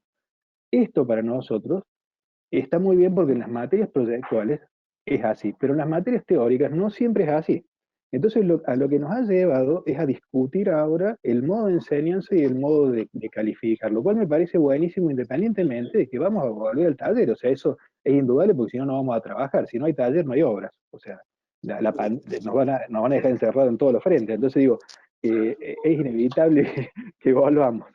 Lo que sí me parece que, como decían algunos al principio, vamos a volver distintos, y me parece que el hecho de, independientemente de presencial o no, por ejemplo, en nuestro caso, tener la posibilidad de discutir, si vos en un examen vas a evaluar a un alumno en un sistema binario, digamos, sabes o no sabes, o vas a tener otros mecanismos para saber si efectivamente aprendió y vas a tener un examen a libro abierto, y además me parece un crecimiento fantástico para la facultad. Entonces digo, me parece que está bueno ver el tema este de, como lo han visto ustedes, de que esta crisis tremenda te está llevando una oportunidad de replantearte el modo de enseñar y de aprender, ¿no? Sí, yo quería hacer también, me parecía como un poco lo que decía José. Yo creo que el planteo que hace Fernando también es posible por cómo manejan la escuela, ¿no? Que podría ser factible en una escuela como la nuestra, donde son escuelas relativamente chicas y que tenés una comunión docente como todos bastante alineados en una misma. Pero no deja de ser, y como dice Rafael, como el caso más arriesgado que hemos visto. Nosotros hemos tratado de alguna manera, es como tratar de cumplir con lo pactado con los alumnos. Y bueno, hay una cierta cantidad de materias que se van a dictar, ciertos contenidos, y tratar de ajustarnos todavía a esos programas. Ustedes como que dijeron, ponen otra línea mucho más radical de entender un contexto mucho más complejo, y a partir de ese entendimiento modificaron el plan de estudio casi, ¿no? Por completo. Y eso es lo que me parece como que también, me parece como que la experiencia más radical que yo he visto hasta ahora de todo lo que ha pasado. Ahora, yo sumo una pregunta, que era también en función de algo que dijo José en la charla previa, que era de los resultados. ¿Y qué pasa si resulta? Si la virtualidad nos da la pauta de que los chicos hacen buenos proyectos, tu taller vertical, Fernando, funciona muy bien, ¿qué pasa si todo esto resulta? O sea, toda esta nostalgia en torno al taller y encontrarnos, digo, ¿qué hacemos con todo eso? Digamos, si finalmente los proyectos empiezan a ser buenos, los alumnos están contentos, nosotros, o sea, me parece que ahí tenemos unos primeros 4 meses, 3 meses de resultados que empiezan a marcar que en algunos casos no está tan mal, bastante digno, pongamos la categoría que tengamos, pero ¿qué pasa si resulta? O sea, o sea, si el taller funciona, de Fernando, que es el cambio más radical, y que se genera una nueva sinergia entre alumnos, docentes, que la cosa funciona. Me parece también que hay que estar preparado para eso, o que esta idea de lo virtual, del dibujo a mano y el dibujo digital, si los trabajos de Mariano funcionan y los chicos activan, bueno, me parece que tenemos que estar preparados para digamos, en perspectiva, asumir que esto quizá puede traernos en algunos sentidos algunos cambios. O sea, me parece que lo estamos viendo con una condición casi nostálgica de pérdida, casi no, nostálgica de pérdida, de decir, bueno, en el taller y que, digo, bueno, capaz que también hay que estar atentos, ¿no? A que esto pueda funcionar también. No digo para ser 100% virtual, pero digo, me parece que si funciona, ¿qué hacemos? Digamos? Con la idea, A mí me gustaría Me gustaría decirte, cuando bueno, en la charla previa no nos estaban escuchando, pero lo que yo planteaba es que si yo pongo uno de los mejores trabajos de este año, de primer semestre, con uno de los mejores trabajos del año pasado, seguramente ninguno me va a saber decir cuál se hizo mediante virtualidad, porque yo estoy sorprendido por la calidad de estos trabajos. Ahora son chicos de quinto año, el último año. Ese chico ya tiene una independencia. Exactamente, tiene un manejo que está cerca ya tiene un manejo, no te digo profesional, pero está en el ciclo profesional de la carrera. Me parece que es mucho más difícil lograr esos resultados en los primeros años. Probablemente lo que vos decís, Kai, uno tenga posibilidad de un modelo más híbrido sobre los últimos años de la carrera, ¿no? Donde haya más libertad y quizás puedas moverte más, con más facilidad en la virtualidad. En los primeros años yo no estoy tan seguro que eso sea tan fácil. Yo sumo un poco a lo que plantea Kai, ¿no?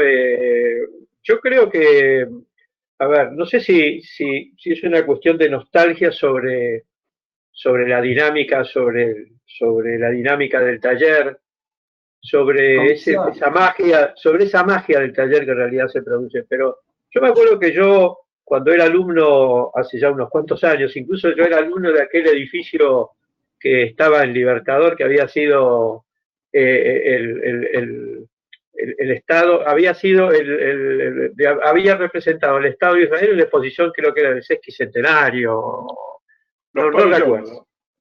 Los pabellones. Que vos por ahí también fuiste alumno por ahí, Mariano. Bueno, vos viniste después. De ningún modo, Alejandro.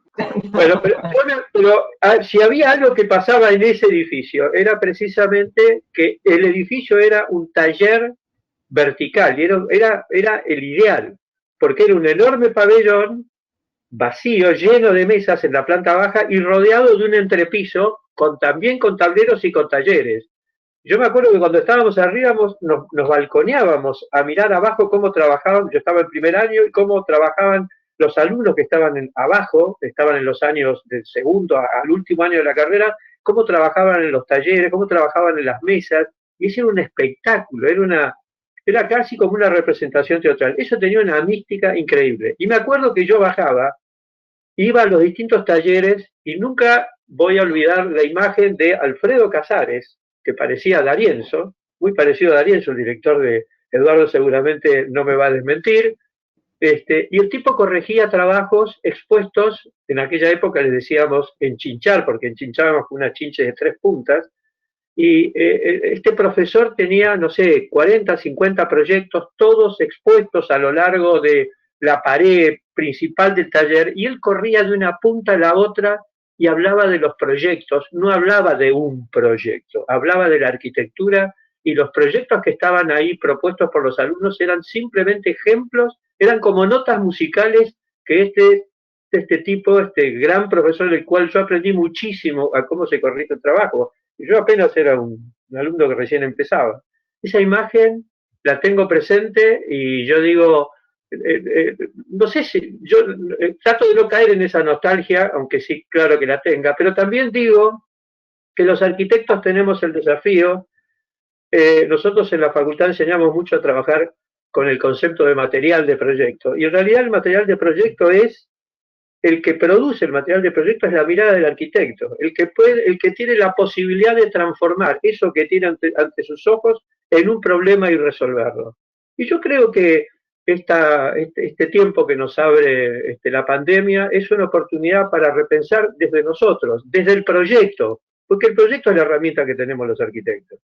Y yo creo que este es un desafío que seguramente, no sé si lo vamos a resolver, o no sé qué significa resolverlo, pero que en todo caso no estoy en contra de lo digital. Por eso, de alguna manera, la pregunta que hace Kai, o lo que reflexiona Kai, a mí no me pesaría que ojalá pudiéramos incorporar la técnica, porque por el momento lo digital es una técnica, podamos incorporarlo para enriquecernos como proyectistas y sobre todo como profesores y como alumnos que tienen que aprender un hacer.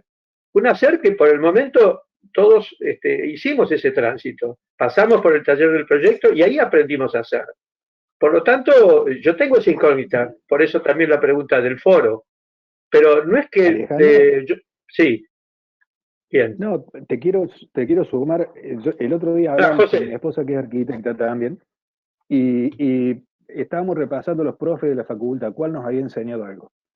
Y llegamos a la conclusión de que si bien tuvimos 3 o 4 profes que son memorables, habíamos aprendido muchísimo de nuestros compañeros. Porque en la facultad vos te haces grupo de gente muy cercana, que muchas veces la tiene más clara que vos, y aprendes mucho en discusiones con tus compañeros. Por otro lado, uno está en una etapa donde se puede quedar hasta las 3 de la mañana hablando, idealizando cosas, y eso lo vivíamos haciendo. Entonces yo tengo tanto recuerdo de algunos profesores que fueron centrales en la formación, pero el taller lo que te da es esa posibilidad de intercambio con los pares, ¿me entendés? Que yo creo que no es menor, es decir, uno no aprende solo en la facultad. Por eso digo, todo lo que estamos hablando son mecanismos para suplir algo que me parece que es difícil de reemplazar, ¿no? Uno podrá quitar algunas horas, dividir en virtual y demás, pero es irreemplazable el estar en el taller, porque me parece que es el momento donde uno realmente comparte, intercambia y aprende. Eso es indiscutible, no creo que sea nostalgia, ¿no? Y además la otra cosa, agrego esto, Fernando asiente con la cabeza, yo creo que también hay otra pérdida, es válida la experiencia que cuenta Mariano para tratar de salvar lo que se pueda de la experiencia que él tiene en su aprendizaje y poder transferirla a esta nueva situación. Ahora yo digo, el dibujo no es solo la representación de una obra que tomamos como modelo para empezar a entender de qué se trata. El dibujo es una experiencia sensitiva, es una experiencia del cuerpo, es el aprender a ver. Entonces, eso me resulta difícil cómo lograrlo cuando yo tengo una máquina que está, digamos, poniéndome condiciones para ver y para representar lo que veo de una determinada manera y no mi propio cuerpo, mi propia vista, mi propia mano, mi propia cabeza. Entonces digo, esa también es una pregunta. Y si aprender arquitectura es aprender a ver, y aprender a dibujar es lo que te permite aprender, te hace comprender, racionalizar lo que estás viendo, bueno, es ahí también una dificultad, que no me planteo imposibles, digo, me planteo preguntas. ¿Puedo agregar algo a lo que se está diciendo? Dale, bueno, estoy, digamos, respecto de la preocupación de Carlos, bueno, ciertamente esperemos que transcurra un poco de tiempo más a efectos de poder sacar conclusiones y estemos abiertos a lo que sea como conclusión, ¿verdad?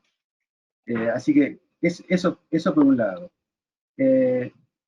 Detrás de la idea de taller, digamos, por lo menos en mi cabeza siempre resuena este viejo ideal de la comunidad de trabajo, ¿no? Que en definitiva creo que cuando Alejandro menciona su experiencia en esos viejos galpones en los cuales él tuvo que estudiar algunos años y demás, siempre está este tema de la comunidad de trabajo, ¿no? Cuando uno lee en la historia sobre la experiencia de las famosas brigadas Bauhaus que van cuando Alemania se cierran las puertas y se van a la Unión Soviética, digamos, está también esta idea de la comunidad de trabajo, que quiere decir comunidad de intereses, comunidad de valores.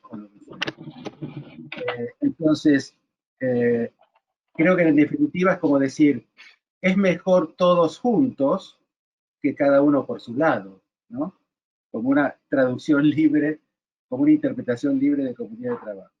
Alguna cosa que me gustaría decirle o compartir con Fernando, que lo veo muy angustiado, y espero que Brasil, país al que amo y al que conozco desde hace muchos años, pueda resolver sus problemas en el futuro más próximo posible. Pero respecto de lo que él menciona como proyecto,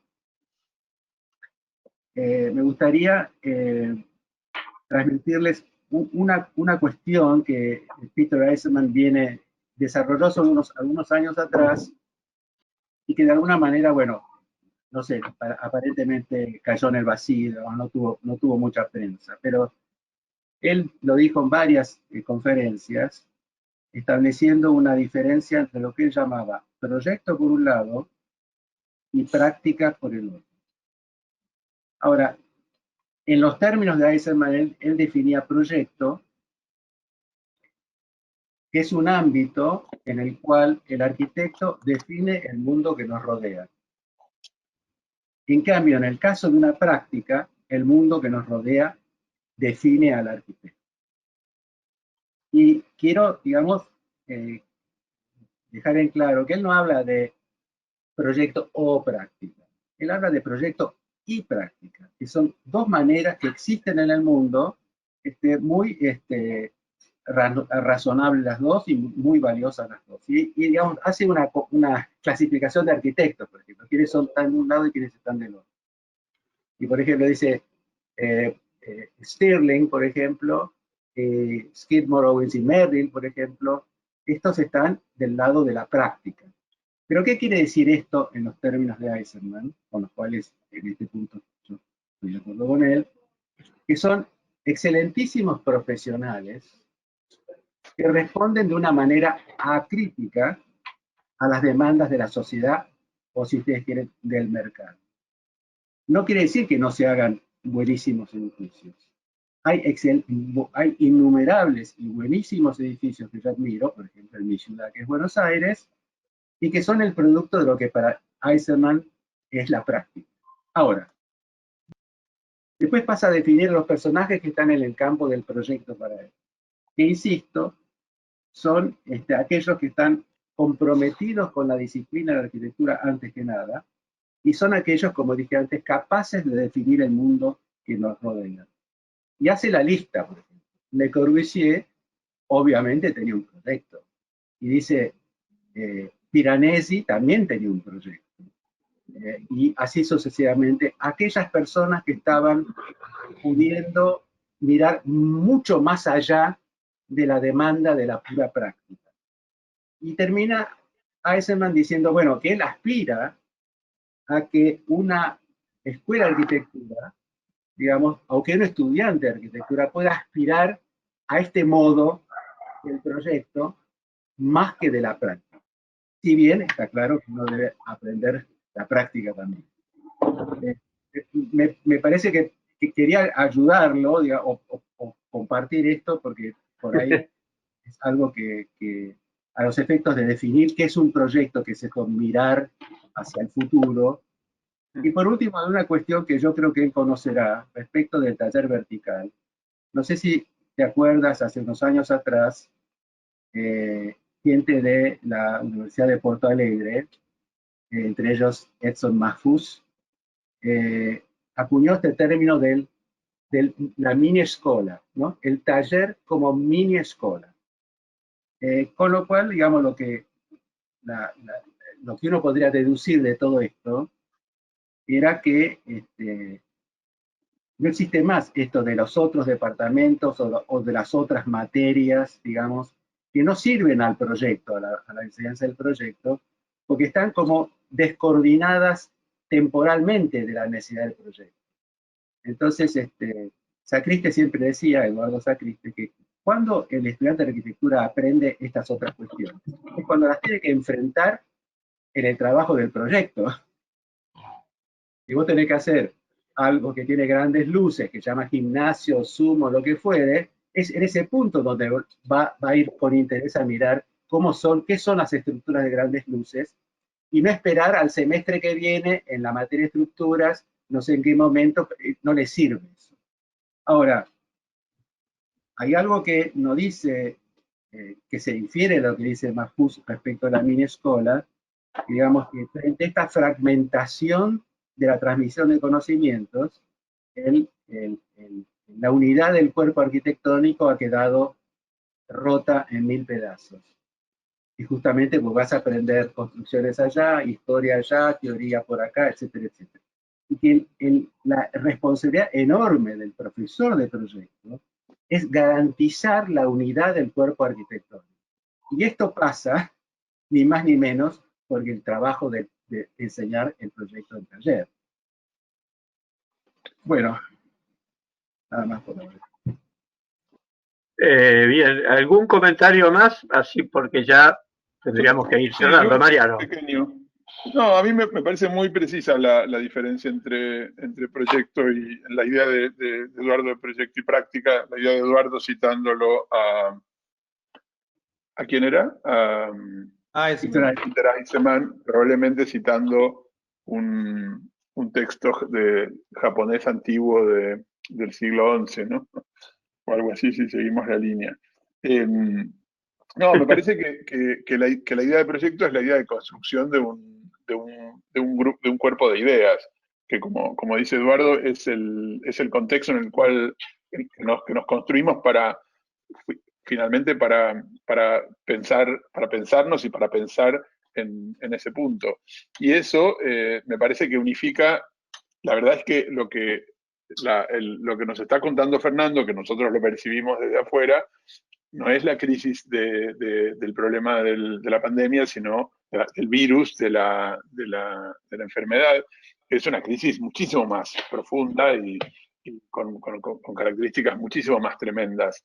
No es porque ya no se trata de cómo va a funcionar eso desde el punto de vista sanitario, sino cómo va a funcionar eso como país, ¿no? Un país que además empezaba a tener unas condiciones admirables previamente a lo que pasó en los últimos 4 o 6 años. Entonces, yo iba a decir que en todo caso el problema era la arquitectura como un acto de resistencia, en el sentido de pensar el plan que uno tiene que hacer, que va a tener que hacer después, y no dejarse seducir por el momento, sino trabajar sin duda para adelante, porque sin duda para adelante eso va a cambiar, y me parece que la definición es mucho más clara, es proyecto como acto de resistencia. Después trabajamos sobre la idea de práctica y proyecto y qué se enseña de la práctica o tal. Y esa responsabilidad no es una responsabilidad política, es una responsabilidad técnica. ¿No? Es no olvidar, es no parar un segundo sobre, finalmente no vamos a dejar de pensar sobre el espacio público, no vamos a dejar de pensar sobre sobre compartir los espacios de la ciudad y sobre agregarle a la ciudad los espacios que la ciudad necesita, y eso lo necesitamos contra Bolsonaro, contra el virus y contra todos. Así que en ese sentido me parece que de vuelta se vuelve a unir, pero ya no como drama, sino de vuelta como problema. Y me parece que es como paradójico lo que está pasando. Por un lado, nadie nos consulta sobre cómo producir el distanciamiento social arquitectónicamente. Si hay algo en lo que podemos opinar, me parece que es en eso, en trabajar sobre la distancia, el tamaño, la medida, etcétera, etcétera. Sin embargo, a alguien se le ocurrió que la próxima Bienal de Venecia tiene que ser sobre cómo vivimos juntos. Se les ocurrió hace como 1 año o 2 años, ¿no? Y hay algo profundamente prospectivo en eso, o en exposición que prácticamente no llegó a abrirse, o bueno, casi no se abrió del Guggenheim de Nueva York sobre la vuelta al campo, la especulación sobre la vuelta al campo, o el trabajo de Herrero sobre la ciudad rural, etcétera, etcétera. O sea, me parece que hay una demostración de que tenemos ahí algunos puntos y que podemos trabajar sobre el proyecto en ese sentido, como acto de resistencia. Alejandro, sí. solamente para agradecer mis amigos toda la solidaridad, porque de verdad para nosotros es importante estar hablando y sobre lo que estamos pasando, compartiendo lo que estamos viviendo. Agradecer mucho a todos que de verdad con solidaridad están intentando nos ayudar a percibir lo que vamos a pasar y cómo una escuela chiquita como de nosotros puede ayudar en este momento y dejar un abrazo a Kai. Y la pregunta de Kai es linda, porque yo creo que como siempre unas cosas funcionan, otras no. Las que funcionan seguimos y vamos cambiando siempre. De verdad, muchas gracias, Alejandro. Gracias a vos, Fernando, gracias a todos. Además, creo que ha sido un buen encuentro. Creo que hemos cada uno aportado ideas, y además de la nostalgia y de la angustia que nos de alguna manera nos propone esta situación por la que estamos atravesando. También creo que las palabras que decía recién Mariano son una buena conclusión de todo esto que hemos dicho acá, ¿no? Creo que también en el proyecto encontramos también una herramienta. Vos, Rafa, querés decir algo, me parece, ¿no? Ahora te Sí, doy, sí, ahora te sí. doy a ti. Solamente Bueno, dale, que dale. solo quería decirle, bueno, no sé si No, vamos dale, a, dale, dale. Dale, Rafa. por concluir y también ya un poco la despedida, lo que decía José, me parece importantísimo, el aprendizaje que tenemos de nuestros propios compañeros. Por eso yo creo que en estos momentos de angustia para muchos, ¿no? Aparte de la solidaridad, es mi consejo casi para los estudiantes, es el mantener el contacto, aunque sea virtual, ¿no? Entre los compañeros, compartir las experiencias, los trabajos, los proyectos, ¿no? Las ilusiones. Y si no tenemos posibilidad de vernos físicamente, pues la estrategia es alimentarnos con el recuerdo. Y para salir de esta situación, yo creo que lo que hay que favorecer es precisamente esto, este debate con esta magnífica idea que ha tenido Alejandro, es donde pueden encontrarse soluciones. Esto es lo que quería decir simplemente, Alejandro. Y gracias, por supuesto, y ha sido un placer compartir con todos, con Mariano, con Kai, con José, con Fernando y, por supuesto, con el maestro Leston. Bueno, no sé si alguien quiere aportar un minuto más, le damos a cada panelista y cerramos, porque nada, nos quedamos con muchas ganas de una segunda versión de esto mismo. José. Yo me estaba acordando ahora cuando hablaba Fernando de la pregunta de Kai. Una vez le preguntó un alumno a Kant por qué pensaba en determinados espacios y cuando iba a dibujar nunca el proyecto quedaba como lo que él había imaginado. Y Kant le dijo que en realidad no sabía la respuesta, pero que siempre una buena pregunta es mejor que la mejor de las respuestas, porque a uno lo Muy deja bueno, pensando. muy bueno. Y entonces ahora nos vamos, además de haber compartido un montón de cosas que me parece que muchos vamos a intentar llevar a la práctica, me parece que nos vamos con varias preguntas que nos mantienen movilizados. Así que agradecer muchísimo y a vos por la invitación. Gracias a vos. Eduardo, ¿querés agregar algún comentario más? No, mis 30 segundos para agradecer, por supuesto, a Alejandro. Me parece una magnífica iniciativa. Y saludar a todo el panel, a quienes, algunos los he conocido hoy, a otros los conozco hace años. Así que un saludo para todos y celebro que estemos en este mismo bote, para bien o para mal, todos juntos. Gracias. Mariano. Gracias a vos, Eduardo. No, Mariano. Yo ya terminé, solo Ya saludar está. y agradecer y nos vemos prontito. Le dejo a Kai para que tenga sus 30 segundos finales, entonces. No, agradecerte, Ale, también la invitación. Sé que oficio medio local, pero me encanta participar de estos eventos. Y por ahí lo que estaría bueno es, quizás en noviembre, diciembre, volver a encontrarnos para que ya con un poco más de recorrido, hacernos partícipe de esta experiencia con algún tipo de resultado, ¿no? O sea, una especie de seguimiento de estas apuestas que fuimos haciendo cada uno en su lugar sin un conocimiento previo, ¿no? O sea, una especie de salto al vacío. Entonces, por ahí estaría bueno en noviembre, diciembre hacer el mismo. Lindo, sí. El mismo encuentro como para presentar alguna conclusión, ¿no? Pero va a ser en Neuquén y vamos todos.